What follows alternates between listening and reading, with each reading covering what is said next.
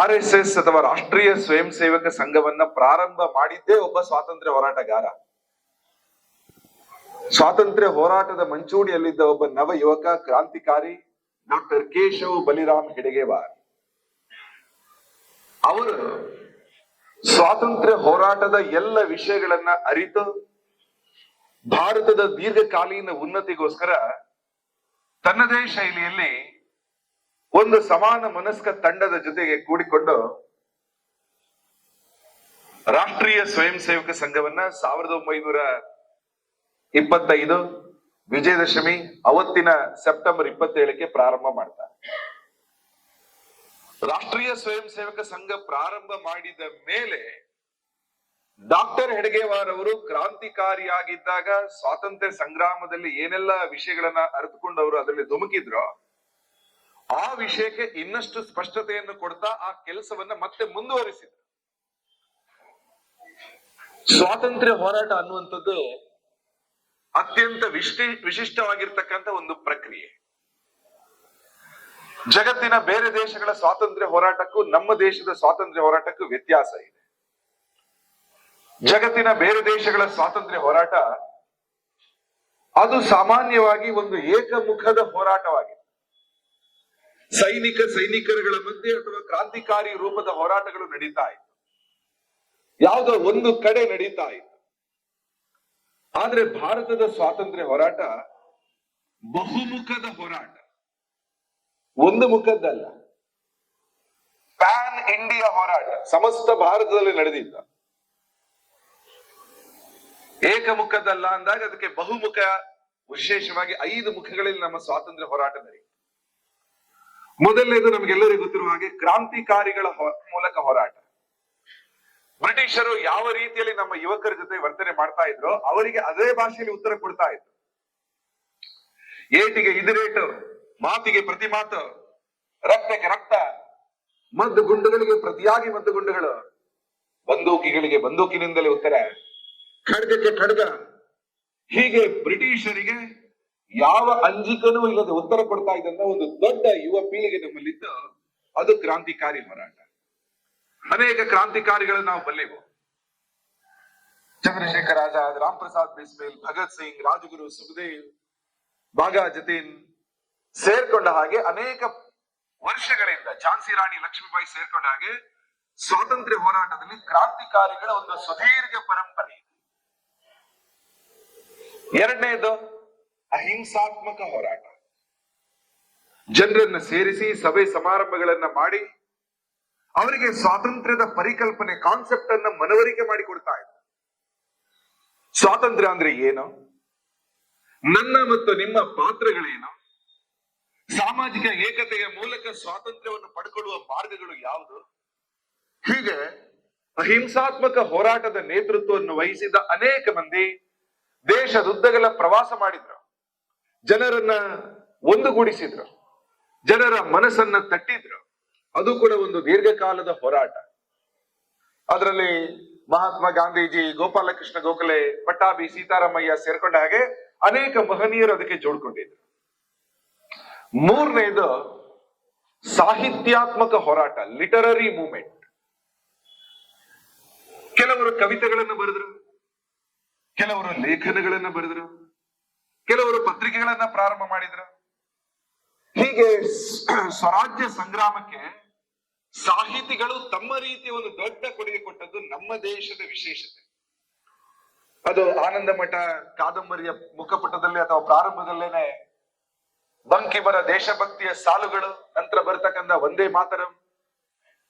ಆ ವಂದೇ ಮಾತರಲ್ಲಿ ತಾಯೇ ವಂದಿಸುವೆ ಭಾರತ ಮಾತೆಗೆ, ಹೇಗೆ ಪುತ್ರನಾಗಿರ್ತಕ್ಕಂಥ ಭಾರತೀಯರು ವಂದಿಸ್ತಾರೆ ಅಂತಕ್ಕಂಥ ಸಾಲುಗಳು ಕೇವಲ ಒಂದು ಹಾಡಾಗಿ ಉಳಿಯದೆ ಸ್ವಾತಂತ್ರ್ಯ ಸಂಗ್ರಾಮದ ಒಂದು ದೊಡ್ಡ ಘೋಷವಾಣಿಯಾಗಿ, ಸ್ಲೋಗನ್ ಆಗಿ ಅವತ್ತಿಗೆ ಮೊಳಗಿದೆ. ಇವತ್ತು ಕೂಡ ನಮಗೆ ಪ್ರೇರಣೆ ಕೊಡುವ ಸಾಲೆ ವಂದೇ ಮಾತರಂ. ಅನೇಕ ದೇಶಭಕ್ತಿಯ ಗೀತೆಗಳನ್ನ ಅಲ್ಲಲ್ಲಿ ಕವಿಗಳು ಬರೆದ್ರು, ಕನ್ನಡದಲ್ಲೂ ಬರೆದ್ರು. ಕನ್ನಡದ ಮೊದಲ ರಾಷ್ಟ್ರಕವಿ ಮಂಜೇಶ್ವರ ಗೋವಿಂದ ಪೈ ಭಾರತಾಂಬೆಯ ಶಕ್ತಿ ನನಗಾತ್ಮ ಭಕ್ತಿ ಅವರು ಹೇಳ್ಕೊಟ್ರು. ಅನೇಕ ಮಂದಿ ಅನೇಕ ಕಡೆಗಳಲ್ಲಿ ಅನೇಕ ಪತ್ರಿಕೆಗಳು ಪ್ರಾರಂಭ ಆಯಿತು. 1826ನೇ ಇಸ್ವಿಯಲ್ಲಿ ಜುಗನ್ ಕಿಶೋರ್ ಶುಕ್ಲ ಅವರು ಉದ್ದಂಡ ಮಾರ್ತಾಂಡ ಪತ್ರಿಕೆಯನ್ನ ಪ್ರಾರಂಭ ಮಾಡಿ ಬ್ರಿಟಿಷರ ಸುಳ್ಳುಗಳಿಗೆ ಭಾರತೀಯ ಚಿಂತನೆಗಳ ಉತ್ತರವನ್ನು ಕೊಡ್ತಾ ಹೋದರು. ಅನೇಕ ಸಣ್ಣ ಸಣ್ಣ ಪತ್ರಿಕೆಗಳು ಅಲ್ಲಿ ಪ್ರಾರಂಭ ಆಗ್ತಾ ಹೋಯಿತು. ಲೋಕಮಾನ್ಯ ತಿಲಕರ ಕೇಸರಿ ಮತ್ತು ಮರಾಠ ಪತ್ರಿಕೆ, ಗಾಂಧೀಜಿಯವರ ಹರಿಜನ್ ಮತ್ತು ಯಂಗ್ ಇಂಡಿಯಾ ಪತ್ರಿಕೆ, ಬಾಬಾ ಸಾಹೇಬ್ ಅಂಬೇಡ್ಕರ್ ಅವರ ಬಹಿಷ್ಕೃತ ಭಾರತ ಮತ್ತು ಬಹಿಷ್ಕೃತ ಮತ್ತು ಮೂಕನಾಯಕ ಪತ್ರಿಕೆ ಸೇರ್ಕೊಂಡ ಹಾಗೆ ಅನೇಕ ಪತ್ರಿಕೆಗಳ ರಾಷ್ಟ್ರೀಯ ವಿಚಾರಗಳನ್ನ ಪ್ರತಿಪಾದಿಸ್ತಾ ಇತ್ತು. ಕರ್ನಾಟಕದಲ್ಲೂ ವೃತ್ತಾಂತ ಚಿಂತಾಮಣಿ, ಹರ್ಡೇಕರ್ ಮಂಜಪ್ಪನವರ ಧನುರ್ಧಾರಿ, ವಿಶ್ವ ಕರ್ನಾಟಕ, ತೀತಾ ಶರ್ಮಾ ಅವರ ಪತ್ರಿಕೆಗಳಲ್ಲಿ ನಾವು ಕೇಳಿದ್ದೀವಿ. ಹೀಗೆ ಅನೇಕ ಪತ್ರಿಕೆಗಳ ಮೂಲಕ, ಅದರಲ್ಲಿ ಲೇಖನಗಳ ಮೂಲಕ ಜನರನ್ನ ಬಡಿದೆಬ್ಬಿಸಿ ಸಾಮಾಜಿಕವಾಗಿ ಅವರಿಗೆ ಅರಿವು ಮೂಡಿಸಿ ಕಣ್ತರಿಸುವ ದೊಡ್ಡ ಸಾಹಿತ್ಯಾತ್ಮಕ ಲಿಟರರಿ ಮೂವ್ಮೆಂಟ್ ಅದು ನಮ್ಮ ದೇಶದ ವಿಶೇಷತೆ. ನಾಲ್ಕನೇದು ಸಮಾಜ ಸುಧಾರಕರ ಮೂಲಕ ಕೆಲಸ. ಸಮಾಜ ಸುಧಾರಣೆ ಸ್ವಾತಂತ್ರ್ಯ ಸಂಗ್ರಾಮಕ್ಕೆ ಪೂರಕವಾಗಿ ನಡೆದಂತಹ ಕಾಲಘಟ್ಟ.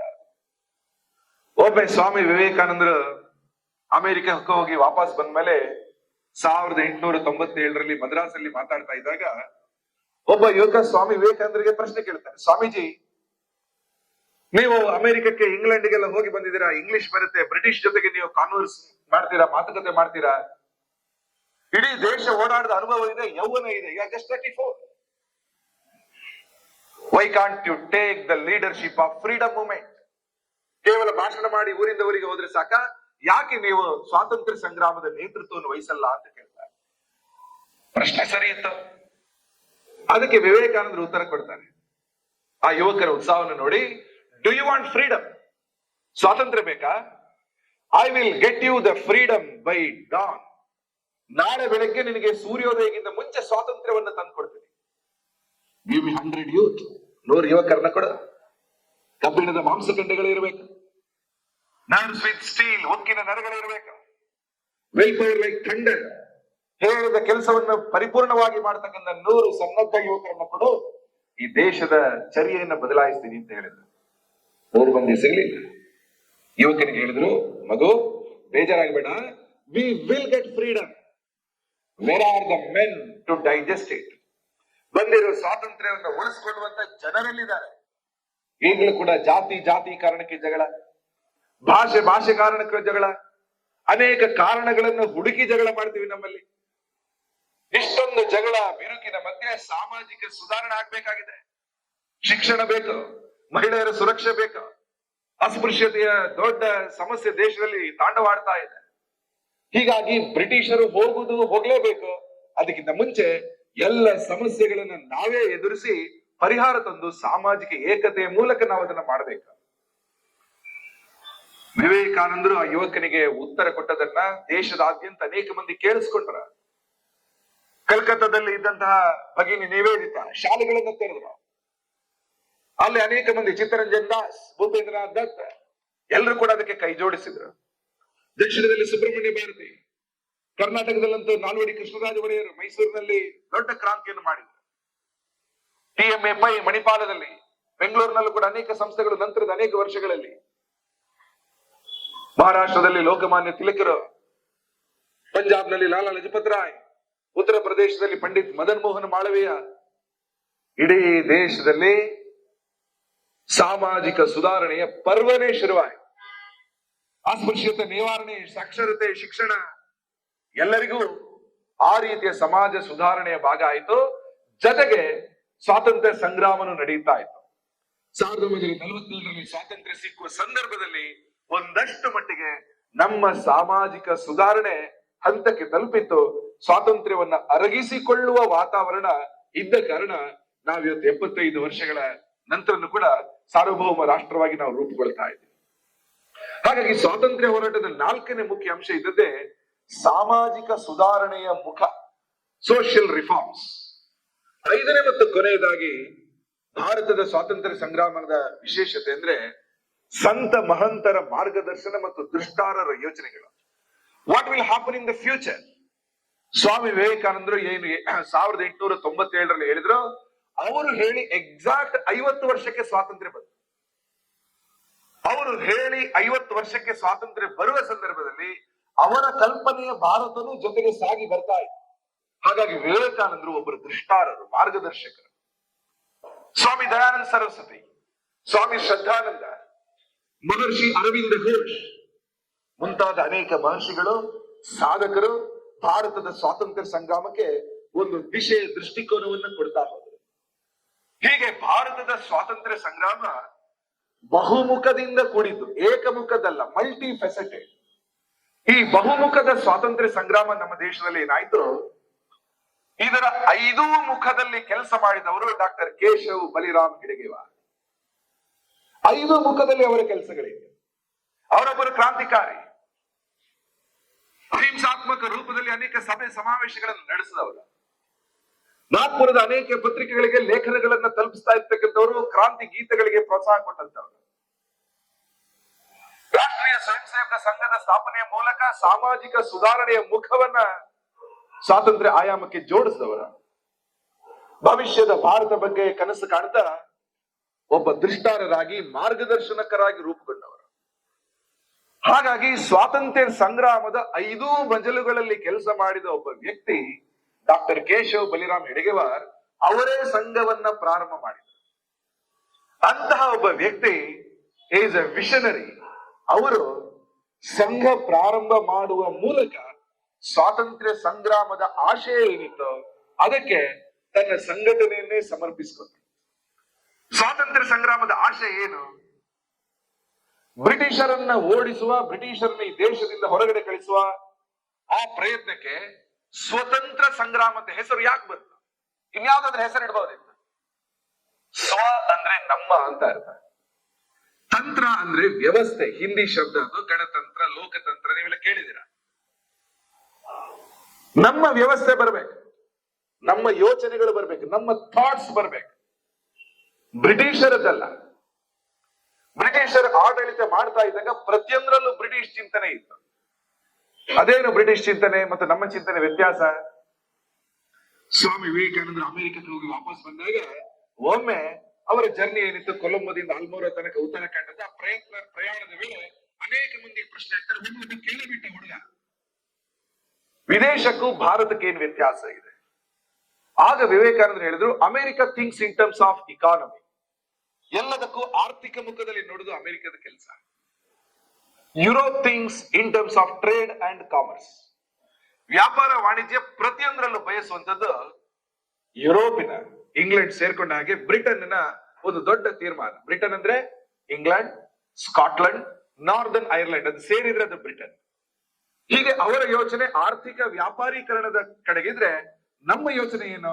ಅವರು ಹೇಳಿದ್ರು, ಭಾರತ ಯೋಚನೆ ಮಾಡ್ತಾ ಇರೋದು ಸ್ಯಾಕ್ರಿಫೈಸ್ ಅಂಡ್ ರಿನೌನ್ಸಿಯೇಷನ್, ಸೇವೆ ಮತ್ತು ತ್ಯಾಗ. ಅದು ನಮ್ಮ ದೇಶದ್ದು. ಪ್ರತಿಯೊಬ್ಬರು ಕೂಡ ಇನ್ನೊಬ್ಬರಿಗೆ ಏನು ಕೊಡಬೇಕು. ಕೊರೋನಾ ಟೈಮಲ್ಲಿ ನೋಡಿದೇವಲ್ಲ, ಜಗತ್ತಿನ ಬೇರೆ ದೇಶಗಳು ತತ್ತರಿಸ್ತಾ ಇದ್ದಾಗ ನಮ್ಮ ದೇಶದಲ್ಲಿ ಇದ್ದದನ್ನ ಇನ್ನೊಬ್ಬರ ಜೊತೆ ಹಂಚಿ ನಾವು ತಿಂದ್ಕೊಳ್ತಾ ಇದ್ದೇವೆ. ಎದುರುಗಡೆ ಯಾರು ಸಿಕ್ಕಿದ್ರು ಊಟ ಆಯ್ತಾ ಅಂತ ಕೇಳ್ತೀವಿ. ಇನ್ನೊಬ್ಬರ ಹಸಿನ ಬಗ್ಗೆ ಚಿಂತನೆ ನಮ್ಮ ಹಿರಿಯರಿಂದ ಇದೆ. ಇವತ್ತೆಲ್ಲ ಪಾರ್ಸಲ್ ತರಿಸ್ಕೊಳ್ತಾರೆ, ತಿಂತಾರೆ ಅಂತ ಗೊತ್ತಿದ್ರು ಕೂಡ ಆ ಕೇಳುದನ್ನ ನಾವು ಬಿಟ್ಟಿಲ್ಲ. ಊಟ ಆಯ್ತಾ? 50 ವರ್ಷದ ಕೆಳಗೆ ಊಟ ಆಯ್ತಾ ಅಂದಾಗ ಉತ್ತರಗಳು ಬೇರೆ ಇತ್ತು, ಈಗ ಬೇರೆ ಇದೆ. ಕಾಲ ಬದಲಾಗಿದೆ, ಸಂಸ್ಕೃತಿ ಬದಲಾಗಿಲ್ಲ, ಚಿಂತನೆಗಳು ಬದಲಾಗಿಲ್ಲ. ಭಾರತದ ಮೂಲ ಚಿಂತನೆ ಏನಿದೆ, ಇನ್ನೊಬ್ಬರ ಬಗ್ಗೆ ಯೋಚಿಸುವ, ಸರ್ವೇ ಭವಂತು ಸುಖಿನ ಅಂತ ಯೋಚನೆ ಮಾಡುವ, ಎಲ್ಲರಲ್ಲೂ ಕೂಡ ಹಿತವನ್ನ ಕಾಣುವಂತಹ ಆ ಭಾರತೀಯ ಚಿಂತನೆಗಳು ಬೇಕು. ಅದೇ ಸ್ವತಂತ್ರ, ನಮ್ಮ ಚಿಂತನೆಗಳನ್ನ ಉಳಿಸಿಕೊಳ್ಳುವ ಹೋರಾಟ. ಹಾಗಾಗಿ ಭಾರತದ ಸ್ವಾತಂತ್ರ್ಯ ಸಂಗ್ರಾಮದ ಮೂಲ ಉದ್ದೇಶ ನಾಟ್ ಥಿಂಕಿಂಗ್ ಲೈಕ್ ಬ್ರಿಟಿಷ್, ಭಾರತೀಯನಾಗಿ ಯೋಚಿಸುವ, ಭಾರತೀಯ ಶಿಕ್ಷಣದ, ಭಾರತೀಯ ಮೌಲ್ಯದ ಆಧಾರದ ಮೇಲೆ, ಸನಾತನ ಸಭ್ಯತೆಯ ಆಧಾರದ ಮೇಲೆ ಇರ್ತಕ್ಕಂಥ ಒಂದು ಸುಂದರ ನಾಳೆ. ಅದೇ ಸ್ವಾತಂತ್ರ್ಯ ಹೋರಾಟದ ಮೂಲ ಆಶಯ. ಅದು ರಾಷ್ಟ್ರೀಯ ಸ್ವಯಂ ಸೇವಕ ಸಂಘದ ಮೂಲಕ ಡಾಕ್ಟರ್ ಹೆಡಗೇವಾರ್ ಪ್ರಾರಂಭ ಮಾಡಿದ್ರು. ಅವರು ಪ್ರಾರಂಭ ಮಾಡಿದ ಸಂಘಟನೆಯನ್ನು ನೋಡ್ಲಿಕ್ಕೆ ಕೇವಲ 15 ವರ್ಷಗಳು ಮಾತ್ರ ಅವರಿಗೆ ಸಾಧ್ಯ ಆಯಿತು. ಆ 15 ವರ್ಷದಲ್ಲೇ ಅವರ ಅಪೇಕ್ಷೆಗೆ ತಕ್ಕ ಹಾಗೆ ಆ ಸಂಘಟನೆಯನ್ನು ಬೆಳೆಸಿದ್ರು. ಈಗ ಆ ಸಂಘಟನೆಗೆ 100ನೇ ವರ್ಷ. ಪ್ರಾರಂಭದ ಹಂತದಿಂದಲೂ ಸ್ವಾತಂತ್ರ್ಯಕ್ಕೋಸ್ಕರ ಹೋರಾಟ ಮಾಡ್ತಾ ಇದ್ದಂತಹ ನಾಗ್ಪುರದ ಯುವಕರ ಮಧ್ಯೆ ಮೇಲೆದ್ದಿದ್ದಂತಹ ಹುಡುಗ ಕೇಶವ. ಸಣ್ಣ ವಯಸ್ಸಲ್ಲೇ ಇದ್ದಾಗ, ಅವರಿಗೆ ಕೇವಲ 8 ವರ್ಷ ಇದ್ದಾಗ ಅವರು ಹುಟ್ಟಿದ್ದು 1889 ಇಸ್ವಿ. 1897 ಇಸುವಿನಲ್ಲಿ ಅವರ ಸ್ಕೂಲಿಗೆ ಬಂದಂತ ಒಬ್ಬ ಅಧಿಕಾರಿ ಬ್ರಿಟಿಷ್ ಶಿಕ್ಷಣ ಪದ್ಧತಿಯನ್ನೇ ಇಂಪೋಸ್ ಮಾಡ್ತಾ ಇದ್ದಂತ ಕಾಲಘಟ್ಟ ಅದು. ವಿಕ್ಟೋರಿಯಾ ಮಹಾರಾಣಿಯ ವಿಜಯದ ಆಗಮನದ ಮತ್ತು ವಿಜಯದ ಒಂದು ಸಂಭ್ರಮಕ್ಕೋಸ್ಕರ ಸಿಹಿಯನ್ನು ಕೊಟ್ಟಾಗ ಸಣ್ಣ ಪ್ರಾಯದ ಹುಡುಗ ಅದೆಲ್ಲವನ್ನು ಕಿತ್ತು ಬಿಸಾಕಿ ಹೋಗಿತ್ತು.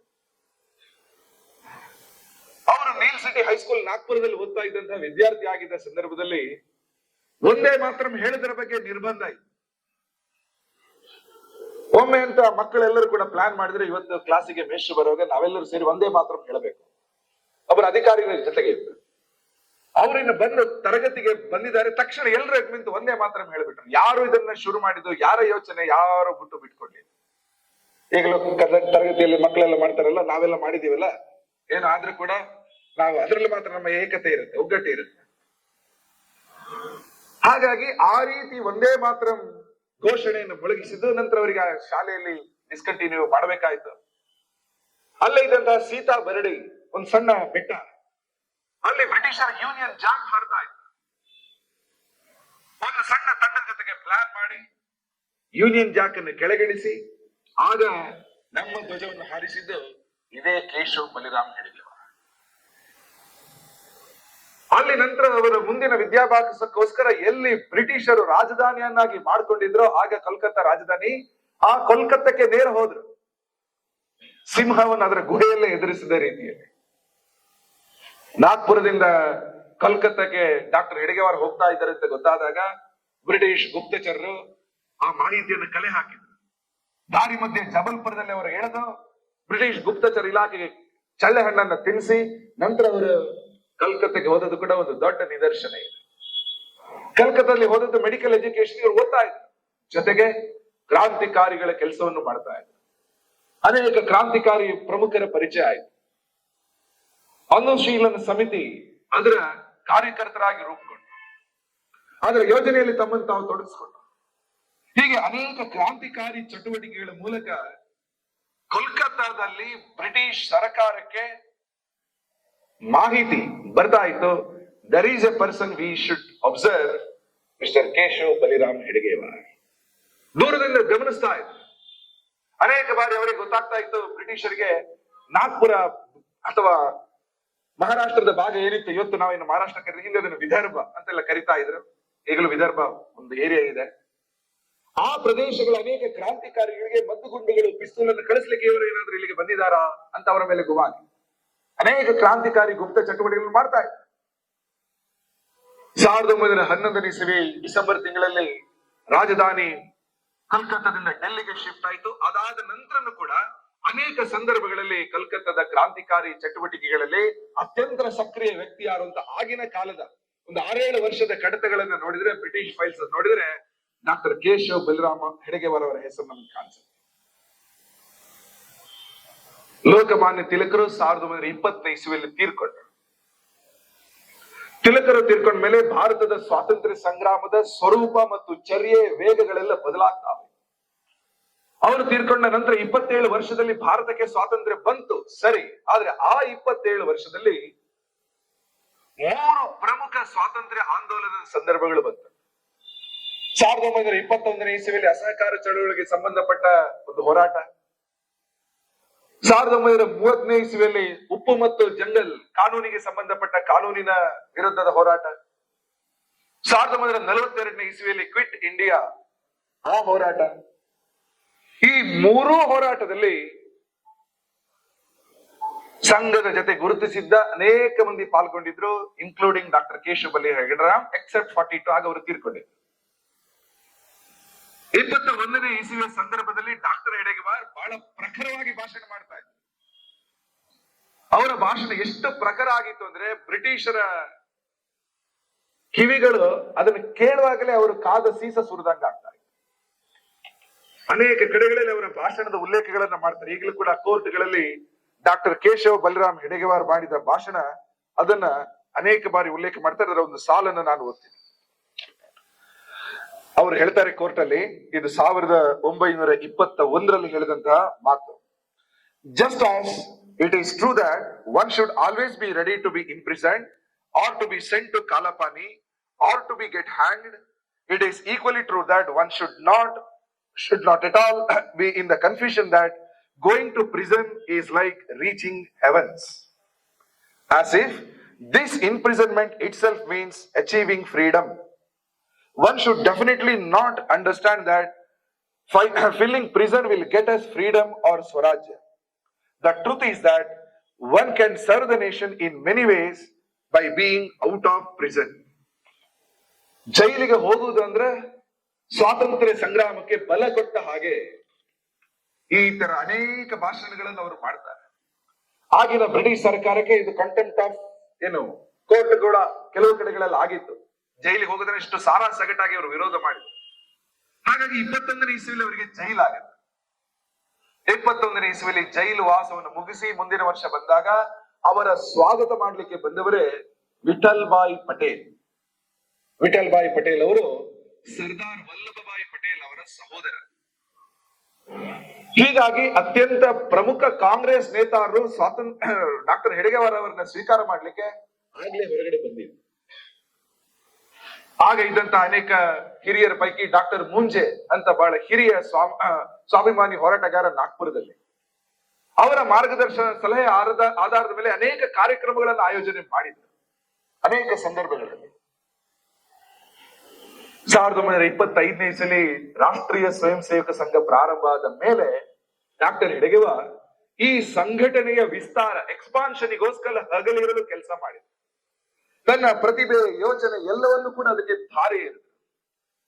ಡಾಕ್ಟರ್ ಓದಿದ್ರ ಆಗಿನ ಕಾಲದಲ್ಲಿ, ಈಗ MBBS ಓದಿದವರಿಗೆ ಬಹಳ ಸಮಾಜದಲ್ಲಿ ಯಾವ ರೀತಿ ಒಂದು ಗೌರವ ಇದೆ ನಾವು ನೋಡ್ತೀವಿ. ಆಗಿನ ಕಾಲದಲ್ಲಿ ಇನ್ನೇನು ಮೆಡಿಕಲ್ ಎಜುಕೇಶನ್ ಸ್ವಲ್ಪ ಕಷ್ಟ ಸಾಧ್ಯವಾಗಿರ್ತಕ್ಕಂಥ ವಿಷಯ.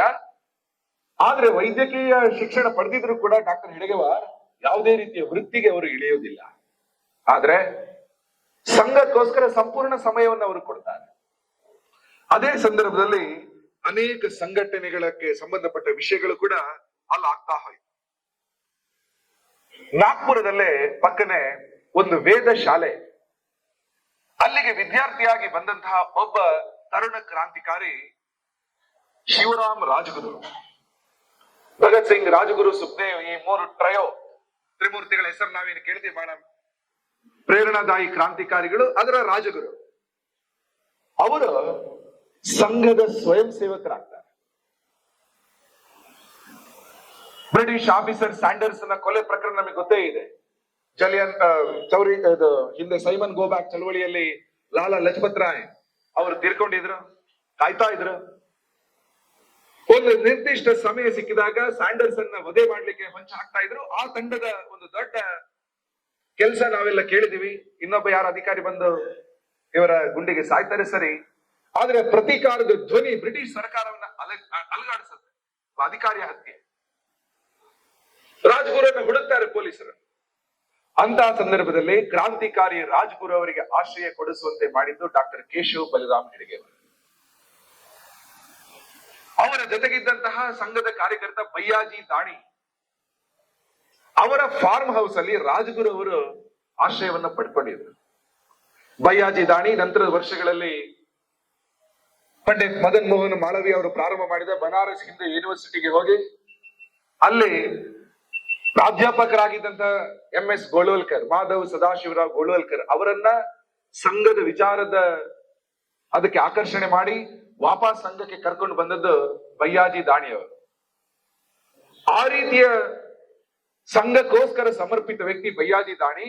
ಅವರ ಫಾರ್ಮ್ ಹೌಸ್ ಅಲ್ಲಿ ರಾಜ್ಗುರು ಅವರು ದೀರ್ಘಕಾಲ, ಅಂದ್ರೆ ಆ ಟೈಮ್ ಅಲ್ಲಿ ಅವರಲ್ಲಿ ಆಶ್ರಯವನ್ನು ಪಡ್ಕೊಳ್ತಾ ಇದ್ರು.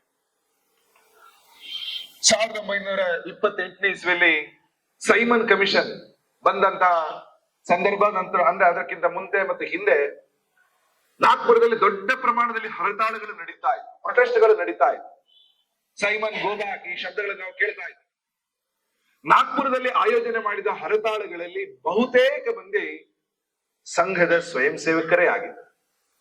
ಹೀಗಾಗಿ 1925, 26, 27, 28 ಪ್ರಾರಂಭದ 4-5 ವರ್ಷಗಳಲ್ಲಿ ಸಂಘದ ಕೆಲಸ ಮತ್ತು ಸ್ವಾತಂತ್ರ್ಯ ಹೋರಾಟ ಅವರಿಗೆಲ್ಲರಿಗೂ ಕೂಡ ಒಂದೇ ರೀತಿಯಾಗಿ ಕೊಂಡೋಗೋದನ್ನ ನಾವು ಅನೇಕ ಉದಾಹರಣೆಗಳಿಗೆ ಕೇಳ್ತೀವಿ. ಇವತ್ತು ಕೂಡ ನಾಗ್ಪುರದ ಗಜೆಟಿಯರ್ ಅನ್ನ ತಗೊಂಡ್ರೆ ಅನೇಕ ಉದಾಹರಣೆಗಳನ್ನ ಅಲ್ಲಲ್ಲಿ ಕಾಣ್ತೀವಿ ನಾವು. ಡಾಕ್ಟರ್ ಹೆಡಗೇವರ್ ಅವರನ್ನ ಸ್ವಾತಂತ್ರ್ಯ ಹೋರಾಟಗಾರರು ಅಂತಲೇ ಅವರು ಗುರುತಿಸ್ಕೊಳ್ತಾ ಇದ್ದಾರೆ. ಸಂಘ ಸಂಸ್ಥಾಪಕರು ಅಂತ ನಾವು ಇವತ್ತೇನು ಹೇಳ್ತಾ ಇದೀವಿ, ಸಂಘದ ಕಾರ್ಯಕ್ರಮದಲ್ಲಿ ಅವರ ಫೋಟೋ, ಸಂಘದ ಕಾರ್ಯಕ್ರಮದಲ್ಲಿ ಅವರನ್ನ ಕಾಣೋದು, ಇದು ಈಗಿನ ಡಾಕ್ಟರ್ ಜಿ ಅವರಿಗೆ ಸಂಘಟನೆಗೆ ಸಂಬಂಧಪಟ್ಟದ್ದು. ಆದ್ರೆ ಸಂಘ ಪ್ರಾರಂಭವಾಗಿ ಇನ್ನೇನು 2-3 ವರ್ಷನೇ ಆಗಿದೆ. ಅವರ ಫೋಟೋ, ಅವರಿಗೆ ಸಂಬಂಧಪಟ್ಟದ್ದು ಎಲ್ಲವೂ ಕೂಡ ಸ್ವಾತಂತ್ರ್ಯ ಸಂಗ್ರಾಮಕ್ಕೆ ಸಂಬಂಧಪಟ್ಟದ್ದೇ ಆಗಿತ್ತು. ಡಾಕ್ಟರ್ ಜಿ ಅವರ ಮಾತು, ಡಾಕ್ಟರ್ ಜಿ ಅವರ ಬೌದ್ಧಿಕ ವರ್ಗಗಳು ಎಲ್ಲದರಲ್ಲೂ ಕೂಡ ಭಾರತದ ಸ್ವಾತಂತ್ರ್ಯವನ್ನೇ ಅವರು ಆಗ್ರಹ ಮಾಡ್ತಾ ಇದ್ರು. ವಿಶೇಷವಾಗಿ ಅವರು ಸ್ವಾತಂತ್ರ್ಯ ಸಂಗ್ರಾಮದ ಸಂದರ್ಭದಲ್ಲಿ ಒಂದು ಪ್ರತಿಜ್ಞೆಯನ್ನ ತಗೊಳ್ತಾ ಇದ್ರು. ಅದರಲ್ಲಿ ಹೇಳ್ತಾರೆ, ದೇಶಕ್ಕೆ ಸ್ವಾತಂತ್ರ್ಯ ದೊರಕಿಸಲು ತನುಮನ ಧನದಿಂದ ಪ್ರಾಮಾಣಿಕವಾಗಿ ಜೀವನ ಪರ್ಯಂತ ಪ್ರಯತ್ನಿಸುತ್ತೇನೆ. ಇವತ್ತು ದೇಶಕ್ಕೆ ಸ್ವಾತಂತ್ರ್ಯ ಅನ್ನುವ ಶಬ್ದದ ಬದಲು ಹಿಂದೂ ಸಮಾಜ, ಹಿಂದೂ ರಾಷ್ಟ್ರ, ಇದರ ಸರ್ವಾಂಗೀಣ ಉನ್ನತಿಗೆ ಅನ್ನುವ ಶಬ್ದವನ್ನ ಸಾಮಾನ್ಯವಾಗಿ ಕಾರ್ಯಕರ್ತರು ಅವರವರ ವರ್ಗಗಳಲ್ಲಿ ಹೇಳ್ತಾರೆ. ಹಿಂದೆ ಪ್ರತಿಜ್ಞೆ ಇದ್ದಾಗ ಭಾರತದ ಸ್ವಾತಂತ್ರ್ಯವೇ ಒಬ್ಬ ಸ್ವಯಂ ಸೇವಕ, ಪ್ರತಿಜ್ಞಿತ ಸ್ವಯಂ ಸೇವಕನ ಮನಸ್ಸಲ್ಲಿ ಬರ್ತಾ ಇದ್ದಂತಹ ಮಾತುಗಳಾಗಿವೆ. ಹಾಗಾಗಿ ಸ್ವಾತಂತ್ರ್ಯ ಸಂಗ್ರಾಮದ ಕಲ್ಪನೆ, ಯೋಚನೆಗಳೇನಿದೆ ಅದು ಆಗ ನಮ್ಮ ಇಂಟೆಗ್ರಲ್ ಒಂದು ಭಾವನೆನೇ ಆಗಿದೆ. 1928ನೇ ಇಸವಿನಲ್ಲೇ ಸಂಘ ಸಂಸ್ಥಾಪನೆಯಾಗಿ 3ನೇ ವರ್ಷ. ಆ 3ನೇ ವರ್ಷದ ಸಂದರ್ಭದಲ್ಲಿ ವಿಜಯದಶಮಿಯ ಉತ್ಸವ ನಾಗ್ಪುರದಲ್ಲಿ ನಡೆದಾಗ ವಿಜಯದಶಮಿಯ ಅಧ್ಯಕ್ಷತೆ ವಹಿಸಿದ್ದು ಸರ್ದಾರ್ ಪಟೇಲ್ ಅವರ ಸಹೋದರ ವಿಠಲ್ ಭಾಯ್ ಪಟೇಲ್. ಮುಂದಿನ ವರ್ಷದಲ್ಲಿ ವಿಜಯದಶಮಿ ಕಾರ್ಯಕ್ರಮದ ಅಧ್ಯಕ್ಷತೆಯನ್ನು ವಹಿಸಿದ್ದು ಪಂಡಿತ್ ಮದನ್ ಮೋಹನ್ ಮಾಳವೀಯ. ಸ್ವಾತಂತ್ರ್ಯ ಹೋರಾಟದ ಮಂಚೂಣಿಯಲ್ಲಿದ್ದ ಈ ರೀತಿಯ ವ್ಯಕ್ತಿಗಳು ಸಂಘದ ಜೊತೆಗೆ ಬಂದು ಸಂಘದ ಆಶಯಕ್ಕೆ ಬೆಂಬಲ ಕೊಟ್ಟು ಸ್ವಾತಂತ್ರ್ಯ ಸಂಗ್ರಾಮದ ನೇತೃತ್ವವನ್ನು ವಹಿಸಿದವರೇ. ರಾಜ್ಗುರುವನ್ನ ಕೇಳ್ಕೊಂಡು ಆಗಿನ ಟೈಮಲ್ಲಿ, ಅಂದ್ರೆ ಆ ರಾಜ್ಗುರು ಎಲ್ಲಿದ್ದಾರೆ ಅಂತ ಬರ್ತಾ ಇದ್ದಾಗ ಭಗತ್ ಸಿಂಗ್ ಕೂಡ ಬರ್ತಾ ಇದ್ರು. ನಾಗ್ಪುರದಲ್ಲಿ ಭಗತ್ ಸಿಂಗ್ ಅವರು ಕೂಡ ಸಂಘದ ಸ್ವಯಂ ಸೇವಕರನ್ನ ಭೇಟಿ ಆಗಿದ್ದಾರೆ. ನಾಗ್ಪುರ ಗೆಜೆಟಿಯರ್ ನಲ್ಲಿ ಉಲ್ಲೇಖಗಳಿದೆ. ಹೀಗಾಗಿ ಪ್ರಾರಂಭದ 4-5 ವರ್ಷಗಳಲ್ಲೇ ಪಂಡಿತ್ ಮದನ್ ಮೋಹನ್ ಮಾಳವೀಯ, ವಿಠಲ್ ಭಾಯ್ ಪಟೇಲ್, ಭಗತ್ ಸಿಂಗ್, ರಾಜ್ಗುರು, ಸ್ವತಃ ಡಾಕ್ಟರ್ ಹೆಡಗೇವರ್ ದೊಡ್ಡ ಕ್ರಾಂತಿಕಾರಿ, ಸ್ವಾತಂತ್ರ್ಯ ಸಂಗ್ರಾಮದ ಯೋಜನೆಗೆ ಪೂರಕವಾಗಿನೇ ಸಂಘದ ಚಟುವಟಿಕೆಗಳು ನಡೀತಾ ಇದೆ. ಪ್ರಾರಂಭದ RSS ನ ಗಣವೇಶ, ಯೂನಿಫಾರ್ಮ್ ಗಳನ್ನ ನೋಡಿದ್ರೆ ಅದೊಂದು ಮಿಲಿಟರಿ ಸಿಸ್ಟಮ್ ಇರುವ ರೀತಿಯಲ್ಲಿ ಕಾಣಿಸ್ತಾ ಇದೆ. ಸಂಘದ ಮೊದಲ ಕಾರ್ಯಕರ್ತರ ಪ್ರಶಿಕ್ಷಣ ವರ್ಗ 1927ರಲ್ಲಿ ನಡೆಯಿತು. ಅದೇ ವರ್ಷ ಪಥಸಂಚಲನ, ರೂಟ್ ಮಾರ್ಚ್ ಕೂಡ ಒಂದು ಚಿಕ್ಕದಾಗಿ ನಡೀತು. ಇವತ್ತು ನೋಡುವ ರೀತಿಯಲ್ಲಿ ಇವತ್ತೆಲ್ಲ ಘೋಷ ಎಲ್ಲ ಇದೆ, ಆಗ ಇನ್ನೂ ಚಿಕ್ಕದಾಗಿತ್ತು. ಕೇವಲ 17 ಮಂದಿ ಭಾಗವಹಿಸಿದ್ರು, ಜಸ್ಟ್ 17. ಆದರೆ ಆ ಪ್ರಾರಂಭದ ದಿನಗಳಿಂದಲೂ ಕೂಡ ಒಂದು ವಿಶ್ವಾಸ ಆ ಕಾರ್ಯಕರ್ತರಿಗೆ ಬಂತು, ನಾವು ಈ ದೇಶದ ಸರ್ವಾಂಗೀಣ ಉನ್ನತಿಗೋಸ್ಕರ ಒಂದು ವಿಶಿಷ್ಟ ಮಾರ್ಗದಲ್ಲಿ ಹೋಗ್ತಾ ಇರ್ತಕ್ಕಂಥ ಕಾರ್ಯಕರ್ತರು. ಹಾಗಾಗಿ ಆ ಭಾವನೆಯಲ್ಲೇ ಕೆಲಸ ಮಾಡ್ತಾ ಹೋದ್ರು. ಅವರ ಜೊತೆಗಿದ್ದಂತ ಚಿಕ್ಕ ಪುಟ್ಟ ಹುಡುಗರು, ಮಕ್ಕಳು ನಂತರ ದೊಡ್ಡ ದೊಡ್ಡ ಸಾಮಾಜಿಕ ನೇತೃತ್ವವನ್ನು ವಹಿಸ್ತಾರೆ. RSS ಪ್ರಾರಂಭ ಆದ 1925ರಲ್ಲಿ ಆದ್ರೂ ಕೂಡ RSS ನ ಶಾಖೆ, ನಿತ್ಯ ಶಾಖೆ, ಅದು ಪ್ರಾರಂಭ ಆದದ್ದು 1926 ಮೇ 28ನೇ ದಿನಾಂಕ. ಅವತ್ತು ಸಂಘದ ಶಾಖೆಯಲ್ಲಿ ಪುಟ್ಟ ಪುಟ್ಟ ಪುಟ್ಟ ಮಕ್ಕಳು, 6 ವರ್ಷ 5 ವರ್ಷ ಆತರ ಮಕ್ಕಳು, ಕೆಲವರು ಸ್ವಲ್ಪ ದೊಡ್ಡ ಮಕ್ಕಳು. ಅದ್ರಲ್ಲಿ ಇಬ್ಬರು ಅಣ್ಣ ತಮ್ಮಂದಿದ್ರು, ಬಾಳಾ ಸಾಹೇಬ್ ದೇವರಸ್, ಅವರ ಪೂರ್ತಿ ಹೆಸರು ಮಧುಕರ ದತ್ತಾತ್ರೇಯ ದೇವರಸ್, ಮತ್ತು ಅವರ ತಮ್ಮ ಬಾವೂರಾವ್ ದೇವರಸ್. ಸ್ವಾತಂತ್ರ್ಯ ಸಂಗ್ರಾಮದ ಆ ಸಂದರ್ಭದಲ್ಲಿ ಡಾಕ್ಟರ್ ಅವರ ಮಾತುಗಳು, ಭಾರತದ ಸರ್ವಾಂಗೀಣ ಉನ್ನತಿ, ಇದನ್ನೆಲ್ಲ ಕೇಳಿ ಆ ಮಕ್ಕಳು ಬೆಳೆಯುತ್ತಾ ಇಡೀ ಜೀವನವನ್ನ ಸಂಘಕ್ಕೋಸ್ಕರ ಕೊಡ್ಲಿಕ್ಕೆ ಅವರು ಯೋಚನೆ ಮಾಡಿ, ಸಂಘಕ್ಕೋಸ್ಕರ ಕೊಟ್ಟರು ಕೂಡ. 8 ವಯಸ್ಸಿದ್ದ ಮಕ್ಕಳು 8 ವರ್ಷ ಸೇರಿದಾಗ ಮುಖದಲ್ಲಿ ಮೀಸೆ ಬಂತು, ಯೌವನ ಬಂತು. ಮುಂದೆ ಏನು ಕೆಲಸ ಮಾಡ್ಬೇಕಂದ್ರೆ ಒಬ್ಬೊಬ್ಬರನ್ನು ಒಂದೊಂದು ಕಡೆ ಕಳಿಸಿದ್ರು. 30ರ ಆ ದಶಕದಲ್ಲಿ ಬಾವೂರಾವ್ ದೇವರಸ್ ಉತ್ತರ ಪ್ರದೇಶಕ್ಕೆ ಹೋದರು. ಅಲ್ಲಿ ಸಿಕ್ಕಿದಂತ ಪುಟ್ಟ ಮಕ್ಕಳಿಗೆ ಡಾಕ್ಟರ್ ಹೆಡಗೇವರ್ ತನಗೆ ಹೇಳಿದ ಕಥೆಯನ್ನು ಅವರು ಆ ಮಕ್ಕಳಿಗೆ ಹೇಳಿದ್ರು. ಒಬ್ಬೊಬ್ಬರು ಕೂಡ ದೇಶಕ್ಕೋಸ್ಕರ ಸ್ವಾತಂತ್ರ್ಯದ ಕಥೆ, ಆಗಿನದ್ದು ಕಾಲ ಬ್ರಿಟಿಷರ್ ಇದ್ದಾರೆ, ಇನ್ನು ದೇಶಕ್ಕೋಸ್ಕರನೇ ಬದುಕುವ ಸಂಕಲ್ಪ ಮಾಡಿದ್ರು ಪುಟ್ಟ ಬಾಲಕರು. ಒಬ್ಬೊಬ್ಬರು ಕೂಡ ನಾಯಕತ್ವವನ್ನು ವಹಿಸಿದ್ರು. ಒಬ್ಬ ಪುಟ್ಟ ಬಾಲಕ ನಂತರ ಅಟಲ್ ಬಿಹಾರಿ ವಾಜಪೇಯಿ ಆಗ್ತಾರೆ. ಇನ್ನೊಬ್ಬ ಪುಟ್ಟ ಬಾಲಕ ಪಂಡಿತ್ ದೀನ್ ದಯಾಳ್ ಉಪಾಧ್ಯಾಯ ಆಗ್ತಾರೆ. ನಂತರ ಸಂಪರ್ಕ ಬಂದ ಇನ್ನೊಬ್ಬ ಹುಡುಗ ನಾನಾಜಿ ದೇಶ್ಮುಖ್ ಆಗ್ತಾರೆ.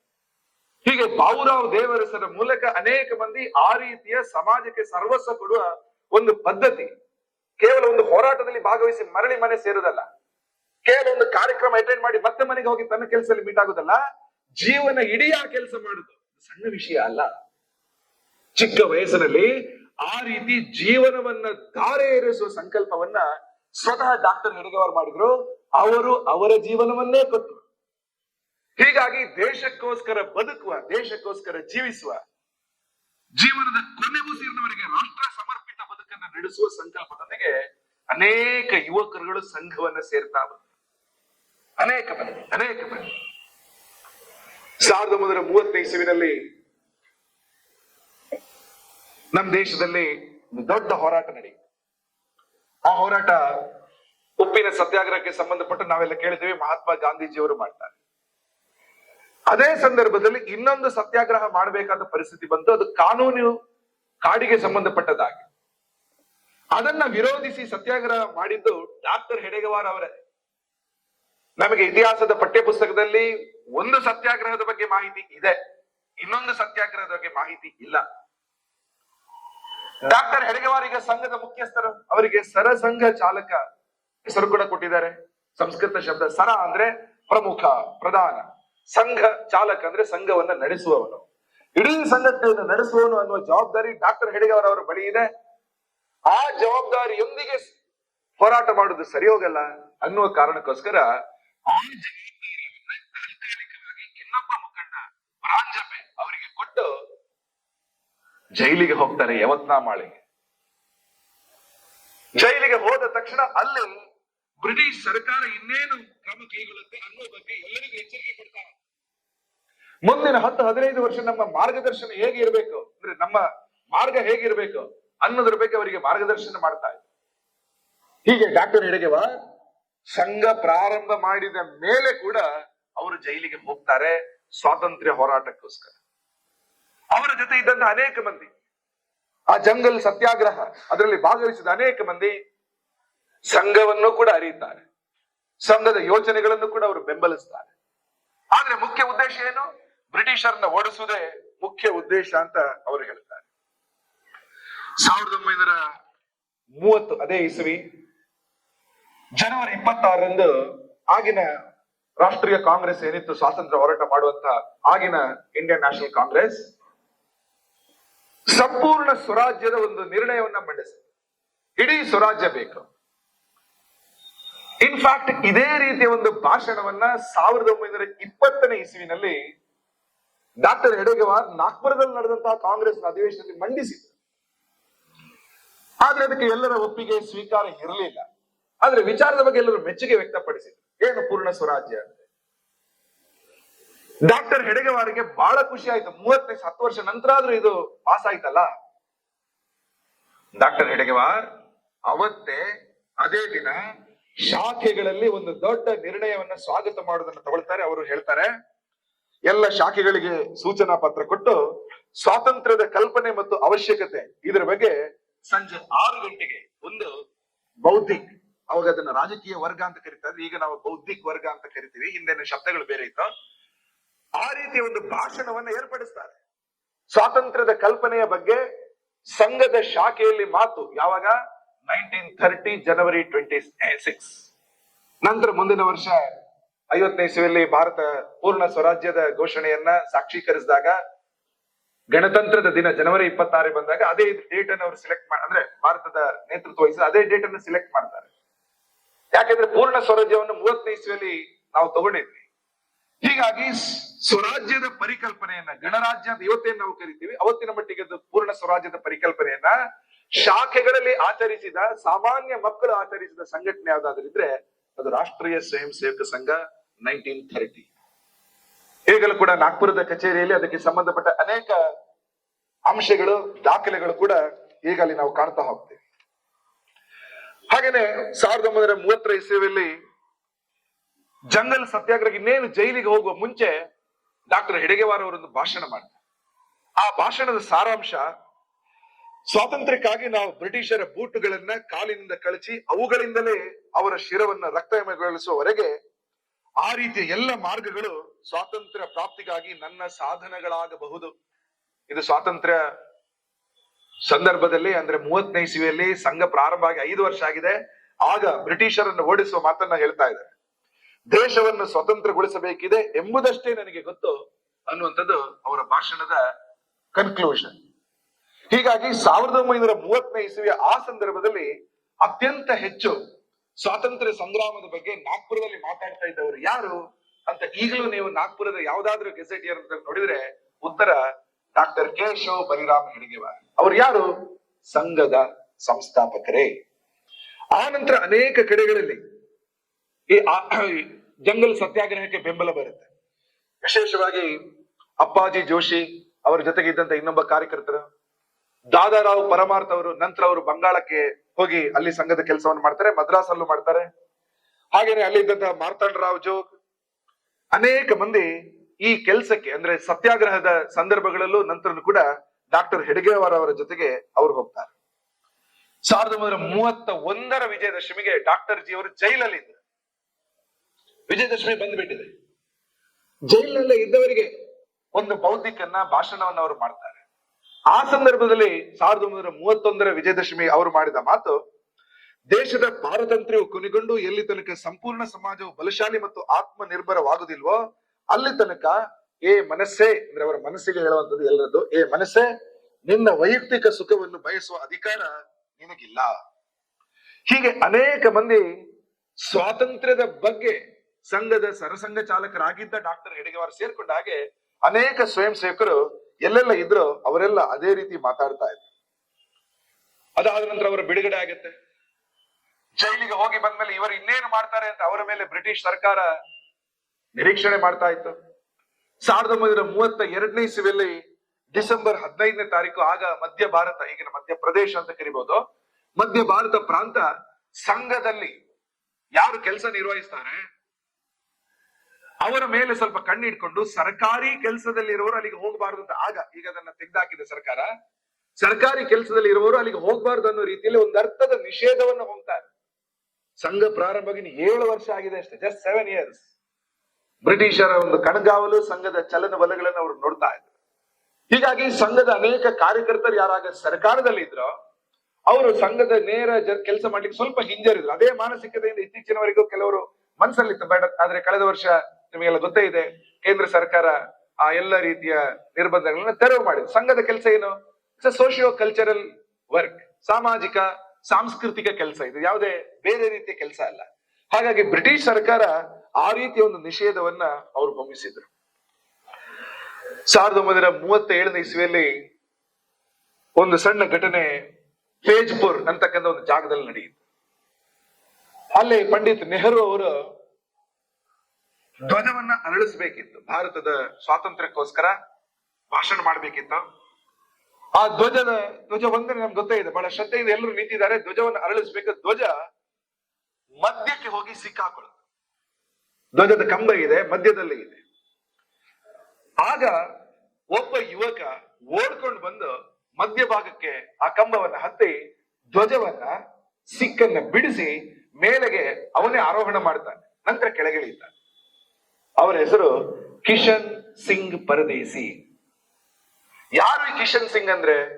ಅವರೊಬ್ಬರು ಸಂಘದ ಸ್ವಯಂ ಸೇವಕ. ರಾಷ್ಟ್ರಧ್ವಜ ಆನಂತರ ಬಂತ ನಮ್ಮ ದೇಶಕ್ಕೆ. ಆದ್ರೆ ನಮ್ಮ ದೇಶ ಹೆಮ್ಮೆಯ ಧ್ವಜ ಅದು ಎತ್ತರದಲ್ಲಿ ಇದ್ದಾಗ, ಸಂಕಷ್ಟಕ್ಕೆ ಒಳಗಾದಾಗ ಅದನ್ನ ಹಾರಿಸುವುದು ನನ್ನ ಕೆಲಸ. ಇದರ ಬಗ್ಗೆ ಸರಸಂಘ ಚಾಲಕರು ಮೋಹನ್ ಭಾಗವತರು ಅನೇಕ ಕಡೆಗಳಲ್ಲಿ ಈ ಘಟನೆಯನ್ನು ಅವರು ಉಲ್ಲೇಖ ಮಾಡ್ತಾನೆ ಇರ್ತಾರೆ. ಹಾಗಾಗಿ ಆ ಕಿಶನ್ ಸಿಂಗ್ ಸೇರ್ಕೊಂಡಾಗೆ ಅನೇಕ ಮಂದಿ ಆ ರೀತಿಯ ಸ್ವಯಂ ಸೇವಕರು ಕೆಲಸ ಮಾಡಿದ್ದ ಸ್ವಾತಂತ್ರ್ಯ ಸಂಗ್ರಾಮದ ಸಂದರ್ಭದಲ್ಲಿ ದೇಶಕ್ಕೋಸ್ಕರ ಸ್ವಾತಂತ್ರ್ಯದ ಐಕಾನ್ಗಳು, ಧ್ವಜ, ಇದರ ಸಂರಕ್ಷಣೆ. 1942ನೇ ಇಸ್ವಿಯಲ್ಲಿ ಕ್ವಿಟ್ ಇಂಡಿಯಾ ಮೂವ್ಮೆಂಟ್ ಗೆ ಕರೆ ಕೊಡ್ತು. ಆ ಸಂದರ್ಭದಲ್ಲಿ ಅತ್ಯಂತ ಪ್ರಮುಖ ಹೋರಾಟಗಾರರಿಗೆ ಸಂಘದ ಸ್ವಯಂ ಸೇವಕರು ಬೆಂಬಲ ಕೊಟ್ಟರು. ಅನೇಕ ಪಟ್ಟಣಗಳಲ್ಲಿ ಸಂಘದ ಸ್ವಯಂ ಸೇವಕರು ಆ ಹೋರಾಟದ ಜೊತೆಗೂಡಿದ್ರು. ಅನೇಕ ಕಡೆಗಳಲ್ಲಿ ಅರುಣಾ ಅಸಫ್ ಅಲಿ ನಾವು ಕೇಳ್ತೀವಿ, ಬಹಳ ದೊಡ್ಡ ಹೆಸರು ಸ್ವಾತಂತ್ರ್ಯೋತ್ಸವದ ಸಂದರ್ಭದಲ್ಲಿ. ಆ ಸಂದರ್ಭದಲ್ಲಿ ಅವರು ದಿಲ್ಲಿಯ ಸಂಘ ಚಾಲಕ ಇದ್ದ ಲಾಲಾ ಹಂಸರಾಜ್ ಅವರ ಮನೆಯಲ್ಲಿ ಉಳ್ಕೊಂಡಿದ್ರು. ಅರುಣಾ ಅಸಫ್ ಅಲಿ ಅವರು ಸ್ವಾತಂತ್ರ್ಯ ಹೋರಾಟದ ಮುಂಚೂಣಿಯಲ್ಲಿದ್ದವರು, ಕಾಂಗ್ರೆಸ್ನ ಬಹಳ ದೊಡ್ಡ ಲೀಡರ್ಗಳು. ಆದ್ರೆ ಅವರು ಉಳ್ಕೊಂಡದ್ದು ಸಂಘದ ದೆಹಲಿಯ ಸಂಘ ಚಾಲಕ ಲಾಲಾ ಹಂಸರಾಜ್ ಗುಪ್ತಾ ಅವರ ಮನೆಯಲ್ಲಿ ಅವರು ಉಳ್ಕೊಂಡಿದ್ರು. ಹೀಗಾಗಿ ಸಂಘದ ಅನೇಕ ಸಂದರ್ಭಗಳು ನಾವು ನೋಡಿದ್ರೆ ಅನೇಕ ಮಂದಿ ಅನೇಕ ರೀತಿಯಲ್ಲಿ ನೆರವಾಗಿದ್ದಾರೆ. ಒಬ್ಬರಂತೂ ರಮಾಕಾಂತ್ ದೇಶಪಾಂಡೆ ಆ ಸಂದರ್ಭದಲ್ಲಿ ಬ್ರಿಟಿಷರನ್ನು ವಿರೋಧಿಸಿ ಕೆಲಸ ಮಾಡ್ತಾ ಇದ್ರು. ಸಂಘದ ಸಂಪರ್ಕ ಅವರಿಗೆ ಇತ್ತು. ಸಂಘವನ್ನು ಇನ್ನಷ್ಟು ಹತ್ರ ನೋಡಿದ್ರು. 48ರ ಆಂದೋಲನದಲ್ಲಿ ಸಕ್ರಿಯವಾಗಿ ಅವರು ಭಾಗವಹಿಸಿದ್ರು. ಅವರನ್ನ ಜೈಲಿಗೆ ಬ್ರಿಟಿಷರು ಹಾಕ್ತಾರೆ, ಮರಣದಂಡನೆ ಘೋಷಣೆ ಮಾಡ್ತಾರೆ. ಬಟ್ ನಂತರ ಅವರನ್ನ ಬಿಡುಗಡೆ ಮಾಡ್ತಾರೆ. ರಮಾಕಾಂತ್ ದೇಶಪಾಂಡೆ ಅವರು ಬಿಡುಗಡೆ ಆದ ನಂತರ ಇದೇ ಕೆಲಸವನ್ನ ಮುಂದುವರಿಸಬೇಕು ಅನ್ನೋ ಕಾರಣಕ್ಕೋಸ್ಕರ ರಾಷ್ಟ್ರೀಯ ಸ್ವಯಂ ಸೇವಕ ಸಂಘದ ಯೋಜನೆ ಜೊತೆಗೆ ತಮ್ಮನ್ನು ಸೇರಿಸ್ಕೊಳ್ತಾರೆ. ಸ್ವಾತಂತ್ರ್ಯ ಬಂದ 5ನೇ ವರ್ಷಕ್ಕೆ 1952ನೇ ಇಸ್ವಿಯಲ್ಲಿ ಇದೇ ರಮಾಕಾಂತ್ ದೇಶಪಾಂಡೆ ಒಂದು ಸಂಸ್ಥೆಯನ್ನ ಪ್ರಾರಂಭ ಮಾಡ್ತಾರೆ. ಅದರ ಹೆಸರೇ ವನವಾಸಿ ಕಲ್ಯಾಣ ಆಶ್ರಮ. ಸಂಘದ ಒಂದು ಅಖಿಲ ಭಾರತೀಯ ಸಂಘಟನೆ, ವನವಾಸಿಗಳ ಟ್ರೈಬಲ್ ವೆಲ್ಫೇರಿಗೋಸ್ಕರ ಇದೆ. ರಮಾಕಾಂತ್ ದೇಶಪಾಂಡೆ ಅವರು ದೊಡ್ಡ ಹೆಸರು.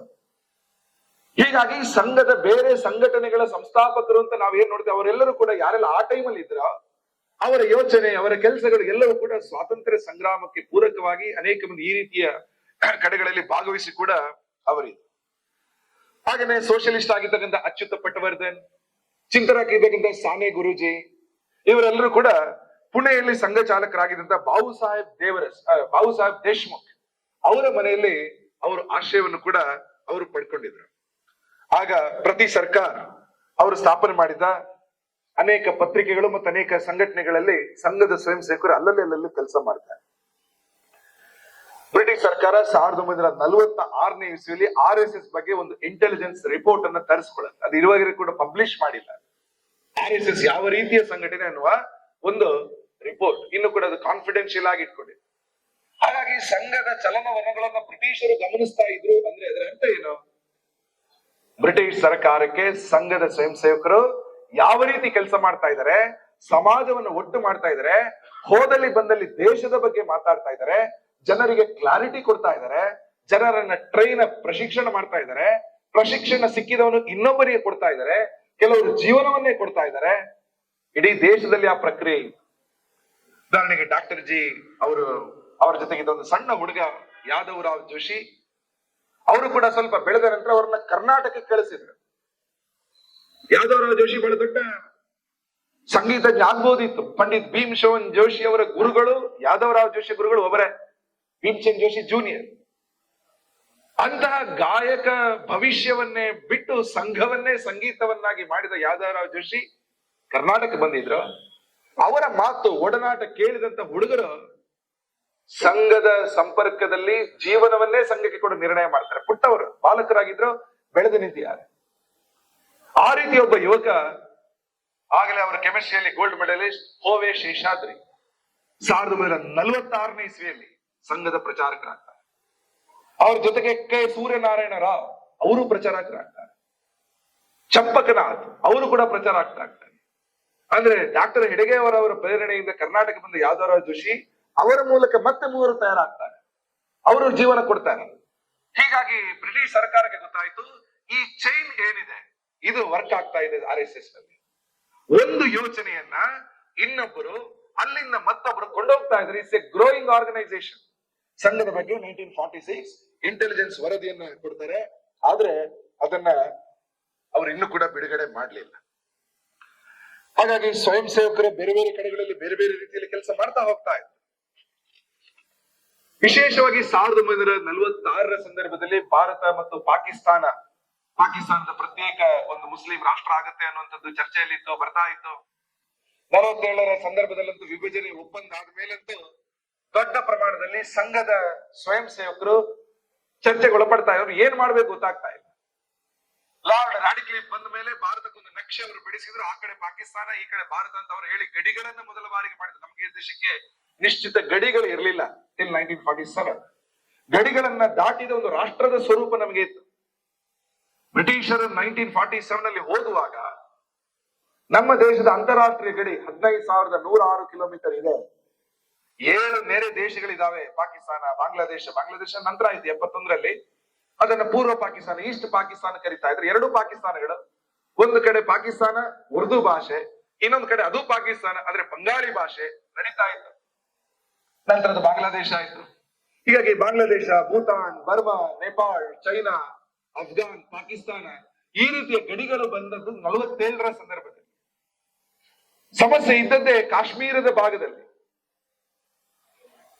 ಪಾಕಿಸ್ತಾನಕ್ಕೆ ನಮ್ಮ ದೇಶದ 4 ರಾಜ್ಯಗಳ ಜೊತೆ ಗಡಿ ಇದೆ. ಗುಜರಾತ್ ಇದೆ, ರಾಜಸ್ಥಾನ ಇದೆ, ಪಂಜಾಬ್ ಇದೆ, ಜಮ್ಮು ಮತ್ತು ಕಾಶ್ಮೀರ ಇದೆ. ಕಾಶ್ಮೀರವನ್ನೇ ಹೆಚ್ಚು ಟಾರ್ಗೆಟ್ ಮಾಡಿ ಅವತ್ತು ಏನು ರಕ್ತಪಾತಗಳೆಲ್ಲ ನಡೀತಾ ಇದೆ. ವಿಶೇಷವಾಗಿ ಪಾಕಿಸ್ತಾನ ಪ್ರದೇಶದಲ್ಲಿ ಅನೇಕ ಹಿಂದೂ ಕುಟುಂಬಗಳು, ಅದೇನು ಹಿಂದೂ ಕುಟುಂಬಗಳು ಸಾಕಷ್ಟು ದೊಡ್ಡ ಪ್ರಮಾಣದಲ್ಲಿ ಆಗ ಇತ್ತು, ಈಗ ಇಲ್ಲ, ಕಡಿಮೆ ಆಗಿದೆ. ಅವರ ರಕ್ಷಣೆಯನ್ನು ಮಾಡ್ಬೇಕು, ರಕ್ತಪಾತವನ್ನು ನಿಲ್ಲಿಸ್ಬೇಕು. ಸಂಘದ ಶಿಬಿರ ಏನು ನಡೀತಾ ಇತ್ತು ಆ ಪ್ರದೇಶದಲ್ಲಿ ಅದನ್ನ ನಿಲ್ಲಿಸಿ ಎಲ್ಲಾ ಸ್ವಯಂ ಸೇವಕರು ಕೂಡ ಸಮಾಜಮುಖಿಯಾಗಿ ಕೆಲಸ ಮಾಡ್ತಾ ಇದ್ರು. ಜೀವ ರಕ್ಷಣೆನೇ ಒಂದು ಆದ್ಯತೆ ಆಗಿತ್ತು. ಮನೆ ಮಠ ಆಸ್ತಿ ಸಂಪತ್ತೆಲ್ಲ ಬಿಟ್ಟು ಓಡಿ ಬರ್ತಾರೆ, ಓಡಿ ಬರುವವರನ್ನ ರಕ್ಷಿಸಬೇಕಲ್ಲ, ಅದು ದೊಡ್ಡ ಒಂದು ಸಮಸ್ಯೆ ಆಗಿತ್ತು. ಹೀಗಾಗಿ ಜೀವ ರಕ್ಷಕ ಸಂಘಟನೆಯಾಗಿ ಕೆಲಸ ಮಾಡಿದ್ದೆ ರಾಷ್ಟ್ರೀಯ ಸ್ವಯಂ ಸೇವಕ ಸಂಘ. ದೊಡ್ಡ ಪ್ರಮಾಣದಲ್ಲಿ ಸಮಿತಿಗಳು ಮಾಡ್ತಾ ಹೋದ್ರು. ಸ್ವತಃ ಆಗಿನ ಲೀಡರ್ಶಿಪ್ ಅನ್ನು ವಹಿಸಿದ್ದಂತ ಗುರೂಜಿ ಅವರು, ಡಾಕ್ಟರ್ ಜಿಯವರು 40ರಲ್ಲಿ ತೀರ್ಕೊಂಡಿದ್ದಾರೆ. ಗುರೂಜಿ ಅವರು ಎಲ್ಲ ಸ್ವಯಂ ಸೇವಕರಿಗೆ ಆ ಸಂದರ್ಭದಲ್ಲಿ ಕರೆಗಟ್ಟು ಕೊಟ್ಟ ಕೊನೆಯ ಹಿಂದೆ ಯಾರು ಬರ್ಲಿಕ್ಕೆ ಮನಸ್ಸಿದವರು ಬರ್ತಾ ಇದ್ದಾರೆ, ಆತನ ರಕ್ಷಣೆ ಪೂರ್ತಿ ಜವಾಬ್ದಾರಿ ನಮ್ದೇ. ಅನೇಕ ಕಡೆಗಳಲ್ಲಿ ಅವರಿಗೆ ಆಶ್ರಯ ಕೊಡ್ತಾ ಹೋಗ್ತಾರೆ. ಕೆಲವು ವರ್ಷಗಳ ಹಿಂದೆ ಒಂದು ಸಿನಿಮಾ ಬಂದಿತ್ತು, ಫರಾನ್ ಅಖ್ತರ್ದು, ನೀವೆಲ್ಲ ನೋಡಿರ್ಬಹುದು, ಭಾಗ್ ಮಿಲ್ಕಾ ಭಾಗ್. ಆ ಭಾಗ್ ಮಿಲ್ಕಾ ಭಾಗ್ ಸಿನಿಮಾದಲ್ಲಿ ಭಾಗ್ ಮಿಲ್ಕಾ ಭಾಗ್ ಅಂದ್ರೆ ಓಡು ಅಂತ ಅರ್ಥ. ಓಟಗಾರ, ಸಾಮಾನ್ಯವಾಗಿ ಓಟಗಾರನಿಗೆ ಓಡು ಅಂದ್ರೆ ಹುಮ್ಮಸ್ಸು ಬರುತ್ತೆ, ಇನ್ನೂ ವೇಗವಾಗಿ ಓಡ್ತಾನೆ. ಆದ್ರೆ ಮಿಲ್ಕಾ ಸಿಂಗಿಗೆ ಭಾಗ್ ಮಿಲ್ಕಾ ಭಾಗ್ ಅಂತ ಯಾರಾದ್ರೂ ಹೇಳಿದ್ರೆ ಅದು ಕಿವಿಯೊಳಗೆ ಬಂದಾಗ ಹಿಂದೆ ಅಜ್ಜನ ಒಂದು ನೆನಪಾಗ್ತಾ ಇತ್ತು. ಮಿಲ್ಕಾ ಸಿಂಗ್ನ ತಂದೆಯ ಪೂರ್ವಜರ ಊರು ಈಗಿನ ಪಾಕಿಸ್ತಾನದಲ್ಲಿ. ಆ ಸಿನಿಮಾದಲ್ಲಿ ತೋರಿಸ್ತಾರೆ, ಮಿಲ್ಕಾ ಸಿಂಗ್ ಯಾರಾದ್ರೂ ಭಾಗ್ ಮಿಲ್ಕಾ ಭಾಗ್ ಅಂದ್ರೆ ಅಜ್ಜನ ನೆನಪಾಗತ್ತೆ. ಅಜ್ಜ ಪುಟ್ಟ ಮಗು ಮಿಲ್ಕಾ ಅವ್ರ ಜೊತೆಗೆ ಬರ್ತಾ ಇರ್ತಾರೆ. ಅಜ್ಜನಿಗೆ ಹೆಚ್ಚು ನಡೆಯಕ್ಕಾಗಲ್ಲ, ಕಾಲಿನ ಸಮಸ್ಯೆನೂ ಇದೆ, ಮತಾಂತರ ಮಾಡ್ಲಿಕ್ಕೆ ಬರ್ತಾ ಇದ್ದಾರೆ. ಏನ್ ಮಾಡುದು? ಮಗುವನ್ನ ಇಳಿಸಿ ಮಗುಗೆ ಹೇಳ್ತಾರೆ, ಭಾಗ್ ಮಿಲ್ಕಾ ಭಾಗ್ ಪೀಚೆ ನ ಮುಡ್ಕೆ ಇದೆ, ಹಿಂದೆ ನೋಡ್ಬೇಡ, ನೀನು ಓಡು.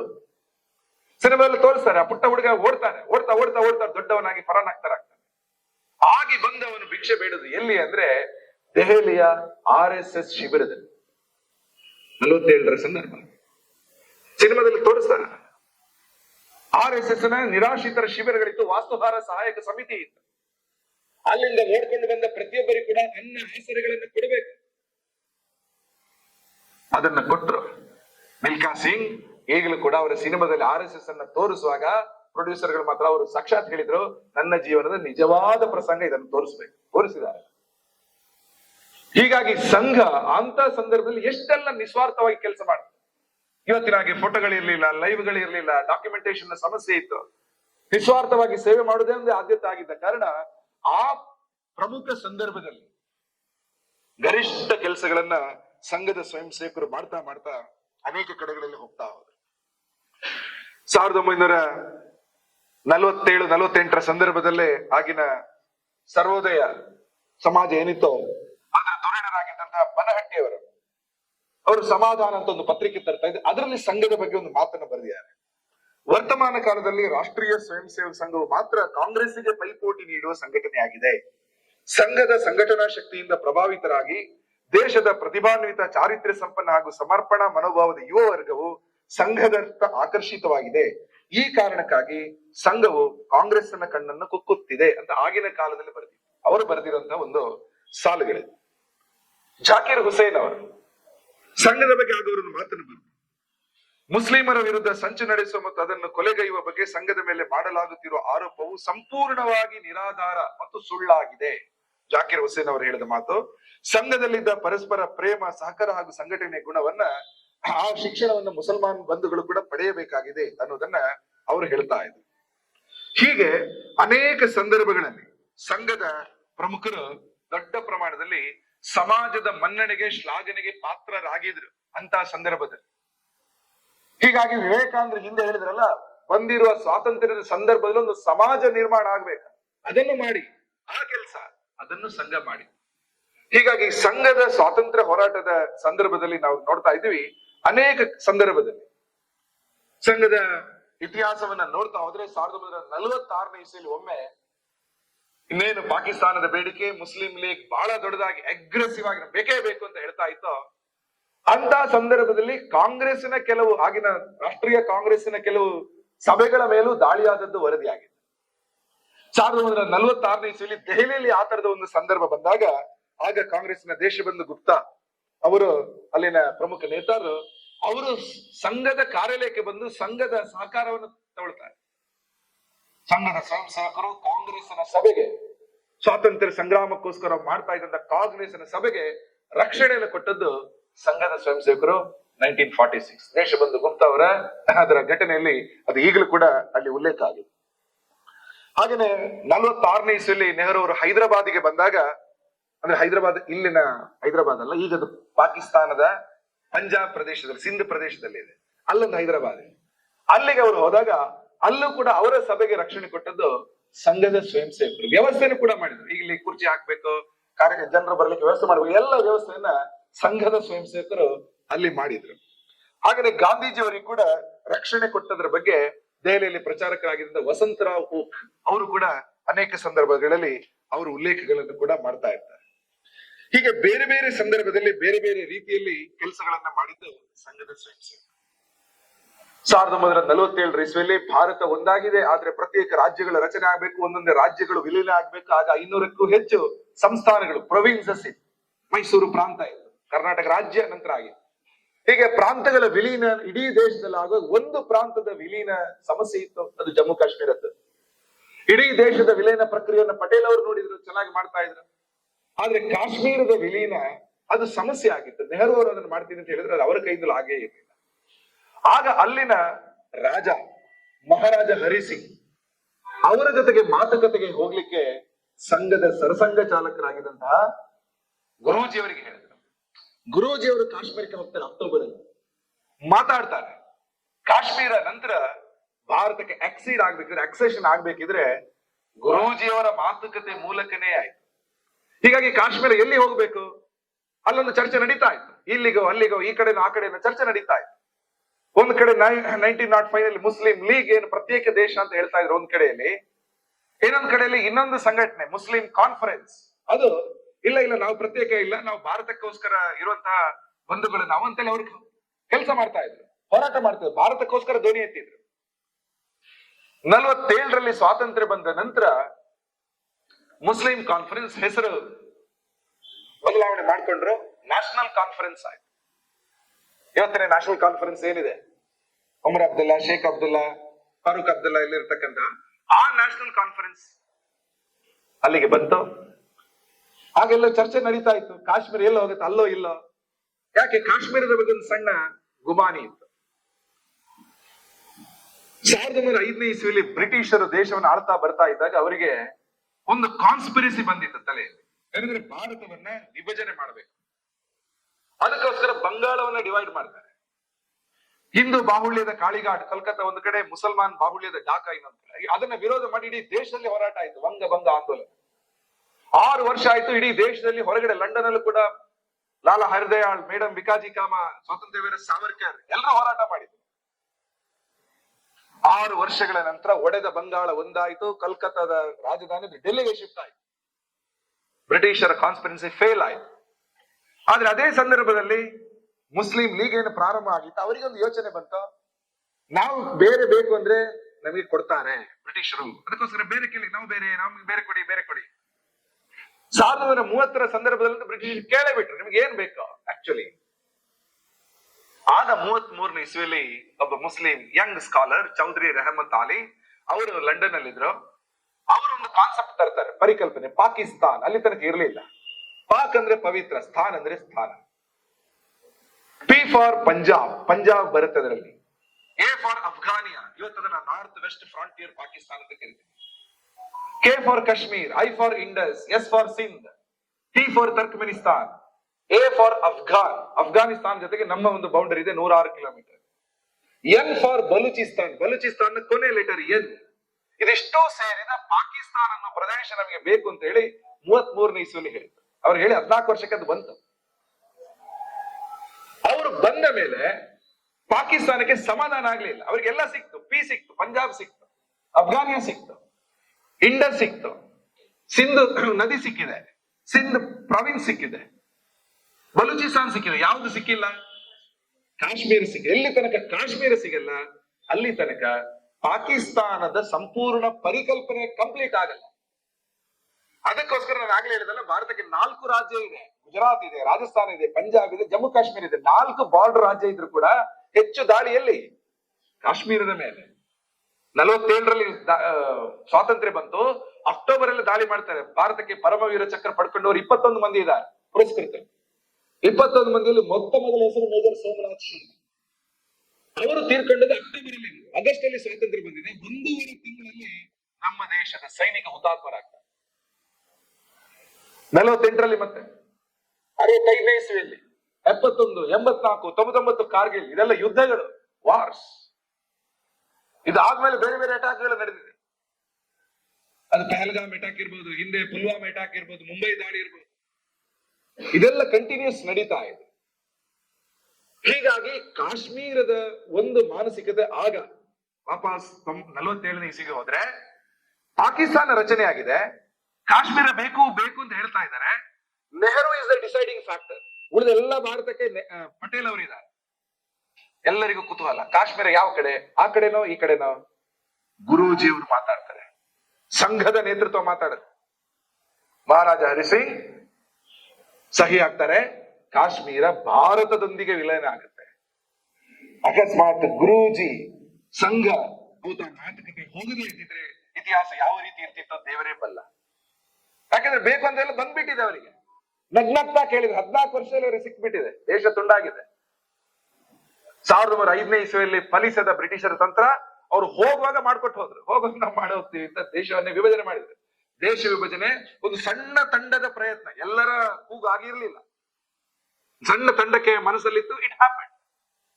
47ರಲ್ಲಿ ಆ ಕೆಲಸವನ್ನ, ಅಂದ್ರೆ ಕಾಶ್ಮೀರದ ಆಕ್ಸೆಷನ್ ಅವರು ಮಾಡ್ತಾರೆ. ಅವ್ರ ಜೊತೆಗೆ ಆಗಿನ ಸರ್ಕಾರಿ ಅವರು ಮಾಧವರಾವ್ ಮುಳೆ, ಹಾಗೇನೆ ಯುವರಾಜ ಕರ್ಣ ಸಿಂಗ್, ದಿವಾನ್ ಆಗಿದ್ದಂತ ಮೆಹರ್ ಚಂದ್ ಮಹಾಜನ್ ಎಲ್ಲರೂ ಕೂಡ ಇರ್ತಾ ಇದ್ರು. ಮಹಾರಾಜರಿಗೆ ಅವರು ಉತ್ತರ ಕೊಟ್ಟದ್ದು ಅದರಲ್ಲಿ ಒಂದು ಪ್ರಮುಖ ಸಾಲು ಅಂದ್ರೆ, ನೀವು ಹಿಂದೂ ರಾಜರು, ಪಾಕಿಸ್ತಾನದೊಂದಿಗೆ ಹೋರಾಡಲು ನಿಮ್ಮ ಹಿಂದೂ ಪ್ರಜೆಗಳು ಭಾರಿ ಕಷ್ಟದೊಂದಿಗೆ ಸಂಘರ್ಷ ನಡೆಸಲೇಬೇಕಾಗುತ್ತೆ. ಸದ್ಯ ಹಿಂದೂಸ್ತಾನದೊಂದಿಗೆ ರೈಲು, ರಸ್ತೆ ಮಾರ್ಗ ಇಲ್ಲ ಎನ್ನುವುದಷ್ಟು ಮಾತ್ರ ಒಂದು ವಿಷಯ. ಆದ್ರೆ ಮುಂದೆ ಇದೆಲ್ಲ ಸರಿ ಹೋಗುತ್ತೆ. ಭಾರತದಲ್ಲಿ ವಿಲೀನವಾಗುವುದರಲ್ಲಿಯೇ ಜಮ್ಮು ಕಾಶ್ಮೀರದ ಸಂಪೂರ್ಣ ಹಿತ ಅಡಗಿದೆ. ಇದು ಮಹಾರಾಜರವರಿಗೆ ಕೊಡುವಂತ ಮಾತು ಅವರು ಮಾಡ್ತಾರೆ. ಭಾರತಕ್ಕೆ ಸ್ವಾತಂತ್ರ್ಯ ಬಂದಿದ್ರು ಕೂಡ ಹೈದರಾಬಾದ್ ಇನ್ನೂ ಕೂಡ ವಿಲೀನ ಆಗಿರಲಿಲ್ಲ. ಹೈದರಾಬಾದ್ ಇನ್ನೂ ಕೂಡ ಬೇರೆ ರೀತಿಯ ಒಂದು ಆಳ್ವಿಕೆಯಲ್ಲಿ ಇಲ್ಲ. ಆ ಹೈದರಾಬಾದಿಗೆ ಮುಕ್ತಿಗೋಸ್ಕರ ನೆಹರು ಅವರು ಲೀಡರ್ಶಿಪ್ ತಗೊಳ್ತಾರೆ. ಅಂತ ಸಂದರ್ಭದಲ್ಲಿ ಪಟೇಲ್ ಅವರು ತಗೊಳ್ತಾರೆ. ಪಟೇಲ್ ಅವರಿಗೆ ಎಲ್ಲ ರೀತಿಯ ಸಹಕಾರವನ್ನು ಕೊಡ್ಲಿಕ್ಕೆ ಸ್ಥಾನೀಯ ಸಂಘದ ಸ್ವಯಂ ಸೇವಕರು ದೊಡ್ಡ ಪ್ರಮಾಣದಲ್ಲಿ ಅಲ್ಲಿ ಜಮಾವಣೆ ಆಗಿದ್ರು. ಹೀಗೆ ಬೇರೆ ಬೇರೆ ರೀತಿಯಲ್ಲಿ ಸಂಘದ ಕೆಲಸಗಳು ನಡೀತಾ ಇದೆ.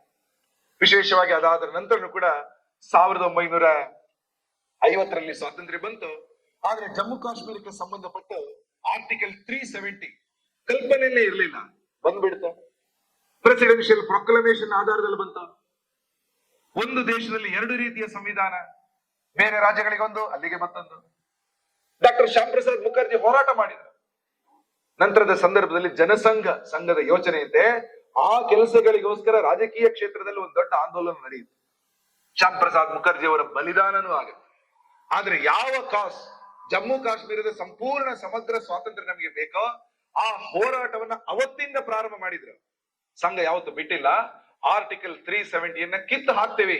ಆ ಹೋರಾಟವನ್ನು ಮಾಡ್ತಾ ಮಾಡ್ತಾ ಕಳೆದ 2019ನೇ ಇಸ್ವಿ ಆಗಸ್ಟ್ 5ನೇ ತಾರೀಕು ಅದನ್ನ ಕಿತ್ತು ಹಾಕಿದ ಮೇಲೆ ಕಾಶ್ಮೀರಕ್ಕೆ ನಿಜವಾದ ಸ್ವಾತಂತ್ರ್ಯ ಬಂತು. 1947 ಆಗಸ್ಟ್ 15ಕ್ಕೆ ಮಹಾತ್ಮ ಗಾಂಧೀಜಿಯವರು ಕಲ್ಕತ್ತಾದ ಪ್ರದೇಶಗಳಲ್ಲಿ ಇದ್ರು, ಡೆಲ್ಲಿಯಲ್ಲಿ ಇರಲಿಲ್ಲ. ಪತ್ರಕರ್ತರು ಕೇಳ್ತಾರೆ, why can't you join the celebrations in Delhi? ಆಗ ಅವ್ರು ಹೇಳ್ತಾರೆ, ಇದು ಬಂದಿರೋ ಸ್ವಾತಂತ್ರ್ಯ ನಿಮಗೆ ಸಮಾಧಾನ ಇಲ್ಲ, ಜಸ್ಟ್ ಪೊಲಿಟಿಕಲ್ ಫ್ರೀಡಮ್.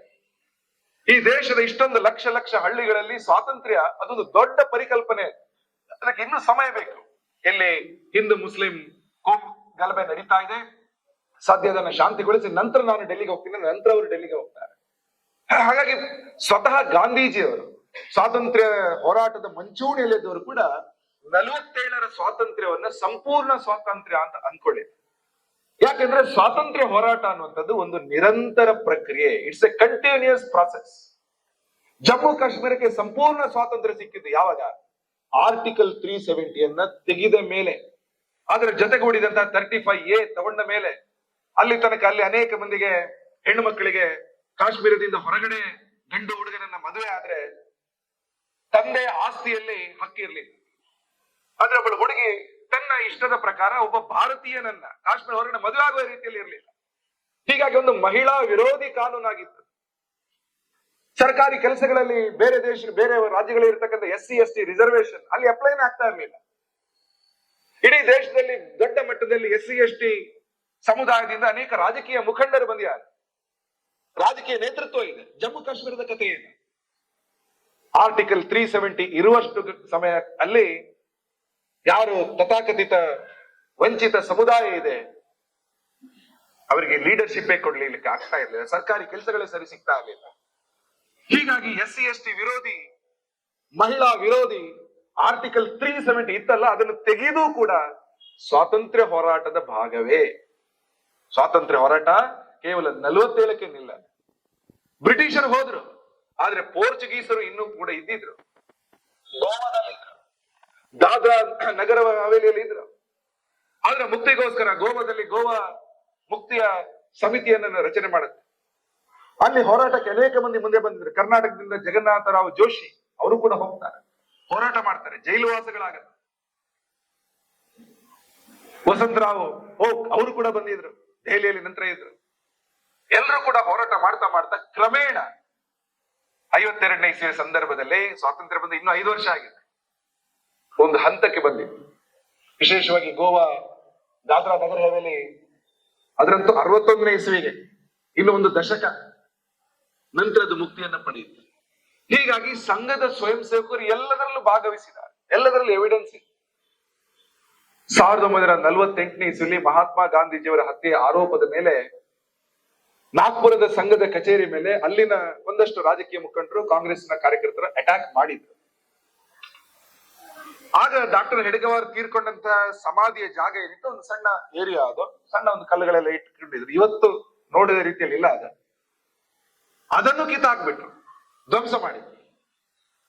ಸ್ವಲ್ಪ ಸಮಯದ ನಂತರ ಸಂಘದ ಮೇಲಿದ್ದ ಬ್ಯಾನ್ ಎಲ್ಲ ತೆರವಾಯಿತು, ಎಲ್ಲ ಕ್ಲಿಯರ್ ಆಯ್ತು. ಅಂತ ಟೈಮಲ್ಲಿ ನಾಗ್ಪುರದ ಅನೇಕ ಹಿರಿಯ ಕಾಂಗ್ರೆಸ್ ಮುಖಂಡರು, ನೀವೆಲ್ಲ ಗಾಂಧಿ ಹತ್ಯೆ ಆರೋಪದಲ್ಲಿ ಸಂಘವನ್ನ ಅಟ್ಯಾಕ್ ಮಾಡಿದ್ದು ಬೈದಲ್ಲ ಸರಿ, ಆದ್ರೆ ಡಾಕ್ಟರ್ ಹೆಡ್ಗೇವಾರ್ ಸಮಾಧಿ ಮೇಲೆ ನೀವು ಅಟ್ಯಾಕ್ ಮಾಡಬಾರ್ದಿತ್ತು, ತಪ್ಪು.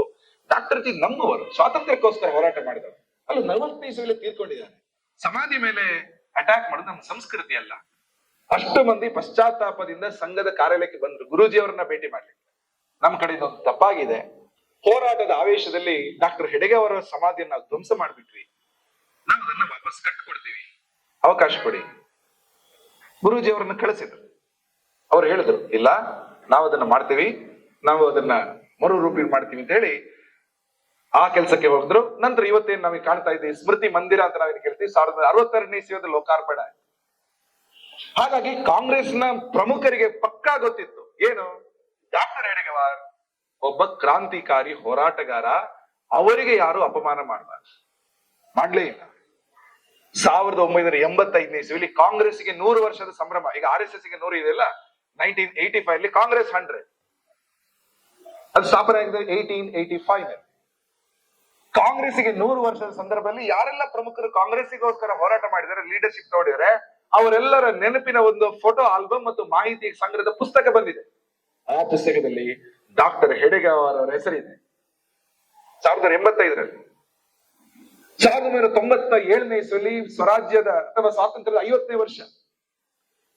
ಆ ವರ್ಷದ ಕೇಂದ್ರ ಸರ್ಕಾರದ ಯೋಜನೆ ಏನಿತ್ತಂದ್ರೆ, ಮುಂದಿನ ವರ್ಷ ನಾವೇನು ಸ್ಟ್ಯಾಂಪ್ ತರಬೇಕು, ಅತ್ಯಂತ ಪ್ರಮುಖ ಕ್ರಾಂತಿಕಾರಿಗಳದ್ದು ತರಬೇಕು. ಅದರಲ್ಲಿ ಇದ್ದ ಒಂದು ಸ್ಟ್ಯಾಂಪ್, ಸರ್ಕಾರ ತಂದ postal stamp, doctor Keshav Balaram Hedgewar ಅವರು. ಯಾವುದೇ ಸ್ಟ್ಯಾಂಪ್ ಅನ್ನು ತರಬೇಕಿದ್ರೆ ರಾಷ್ಟ್ರಪತಿಗಳ ಮುದ್ರೆ ಬೇಕು, ಅಂಕಿತ ಬೇಕು, ಅದ್ರಲ್ಲಿ ಎಕ್ಸ್ಪ್ಲನೇಷನ್ ಕೊಡ್ಬೇಕು. ಯಾಕೆಂತ ಮೊನ್ನೆ ರಾಣಿ ಚೆನ್ನಭೈರಾದೇವಿ ಅವರ ಅಂಚೆ ಚೀಟಿಯನ್ನು ಬಿಡುಗಡೆ ಮಾಡಿದ್ರೆ ಎಲ್ಲ ಪತ್ರಿಕೆಯಲ್ಲಿ ಗಮನಿಸಿರ್ಬಹುದು. ಆ ಅಂಚೆ ಚೀಟಿ ಬರುವಾಗ ಅದರಲ್ಲಿ ಕೆಳಗಡೆ ಇತ್ತು, ಯಾರು ಡಾಕ್ಟರ್ ಕೇಶವ್ ಬಲರಾಮ್ ಹೆಡ್ಗೇವಾರ್ ಅಂದ್ರೆ is A revolutionary freedom fighter. ಸ್ವಾತಂತ್ರ್ಯ ಬಂದ 50 ವರ್ಷ ಆದಾಗ ಅಂತಹ ತ್ಯಾಗಿಗಳ ಬಲಿದಾನವನ್ನು ನಾವೀಗ ಸ್ಮರಿಸ್ತಾ ಇದ್ದೀವಿ. ಹೀಗಾಗಿ ಸಂಘ ಬೇರೆ ಸ್ವಾತಂತ್ರ್ಯ ಹೋರಾಟ ಬೇರೆ ಅನ್ನೋತಕ್ಕಂಥ ಒಂದು ರಾಂಗ್ ನೋಷನ್ ಏನಿದೆ ಅದರಿಂದ ನಾವು ಹೊರಗಡೆ ಬರಬೇಕಾಗುತ್ತೆ. ಸಂಘದ ಚಿಂತನೆ ಸ್ವಾತಂತ್ರ್ಯ ಹೋರಾಟದ ಚಿಂತನೆ, ಇಡೀ ಭಾರತದ ಸಮಗ್ರ ವಿಕಾಸ ಸಂಘದ ಯೋಚನೆ, ಸರ್ವಾಂಗೀಣ ಉನ್ನತಿಗೋಸ್ಕರ ಸಂಘ ಕೆಲಸ ಮಾಡ್ತೇವೆ. ಸಂಘ ಅದರ ಪ್ರಾರ್ಥನೆಯಲ್ಲೇ ಹೇಳಿದೆ. ಪ್ರಾರಂಭದಲ್ಲೂ ಸಂಘದ ಪ್ರಾರ್ಥನೆಯಲ್ಲಿ ದೇಶದ ಪರಮ ವೈಭವ ಇತ್ತು. ಮರಾಠಿಯಲ್ಲಿದ್ದ ಪ್ರಾರ್ಥನೆ, ಈಗ ಅದು ಸಂಸ್ಕೃತದಲ್ಲಿದೆ. ನರಹರಿ ನಾರಾಯಣ ರಾವ್ ಬಿಡೆ ಅವರು ಬರೆದಂತಹ ಈಗಿನ ಪ್ರಾರ್ಥನೆಯ ಕೊನೆಯಲ್ಲಿ ಪರಂ ವೈಭವನ್ನೇ ತುಮೇ ತತ್ವ ರಾಷ್ಟ್ರ, ಸಂಘದ ಸರ್ವಾಂಗೀಣ ಉನ್ನತಿ ಅಥವಾ ಭಾರತದ ಸರ್ವಾಂಗೀಣ ಉನ್ನತಿಯನ್ನ ಸಂಘ ಬಯಸುತ್ತೆ ಅನ್ನುವಂಥದ್ದನ್ನ ಹೇಳುತ್ತೆ. ಸ್ವಾತಂತ್ರ್ಯ ಹೋರಾಟದ ಆಶಯ ಏನು? ಇದೇ ಆಗಿತ್ತು. ಹಾಗಾಗಿ ಸಂಘದ ಯೋಚನೆ, ಸ್ವಾತಂತ್ರ್ಯ ಹೋರಾಟಗಾರರ ಯೋಚನೆ ಅದು ಪರಸ್ಪರ ಪೂರಕವಾಗಿ ಒಂದೇ ಆಗಿದೆ ಅನ್ನೋದನ್ನ ನಾವು ಗಮನಿಸಬೇಕು. ಸಂಘದ ವಿರುದ್ಧ ಅನೇಕ ಆಪಾದನೆಗಳಿರ್ಬೋದು, ಆರೋಪಗಳಿರ್ಬೋದು, ಆದ್ರೆ ಸಂಘದ ಆಶಯ ವೈ ಸಂಘ ಅದರ ಬಗ್ಗೆ ಯಾರಿಗೂ ಕೂಡ ಯಾವುದೇ ಗೊಂದಲ ಇಲ್ಲ. ಆರೋಪಗಳು ಏನೇ ಇರಲಿ, ಸಂಘ ಶಾಂತವಾಗಿ ತನ್ನ ಕೆಲಸವನ್ನ ಮುಂದುವರಿಸ್ತಾ ಇದೆ. 100 ವರ್ಷದಲ್ಲಿ ಇದೆ. ಭಾರತದ ಹಾಗೇನೆ ಒಂದು 53 ದೇಶಕ್ಕೂ ಕೂಡ ಸಂಘದ ಕೆಲಸ ವ್ಯಾಪಿಸಿದೆ. 40ನೇ ಇಸ್ವಿನಲ್ಲಿ ಇಡೀ ದೇಶದ ಎಲ್ಲ ಪ್ರಾಂತಗಳಿಗೆ ಸಂಘ ಹೋಗಿತ್ತು. 80ನೇ ಇಸ್ವಿಯಲ್ಲಿ ಎಲ್ಲ ರೆವೆನ್ಯೂ ಜಿಲ್ಲೆಗಳಿಗೆ ತಲುಪಿತ್ತು.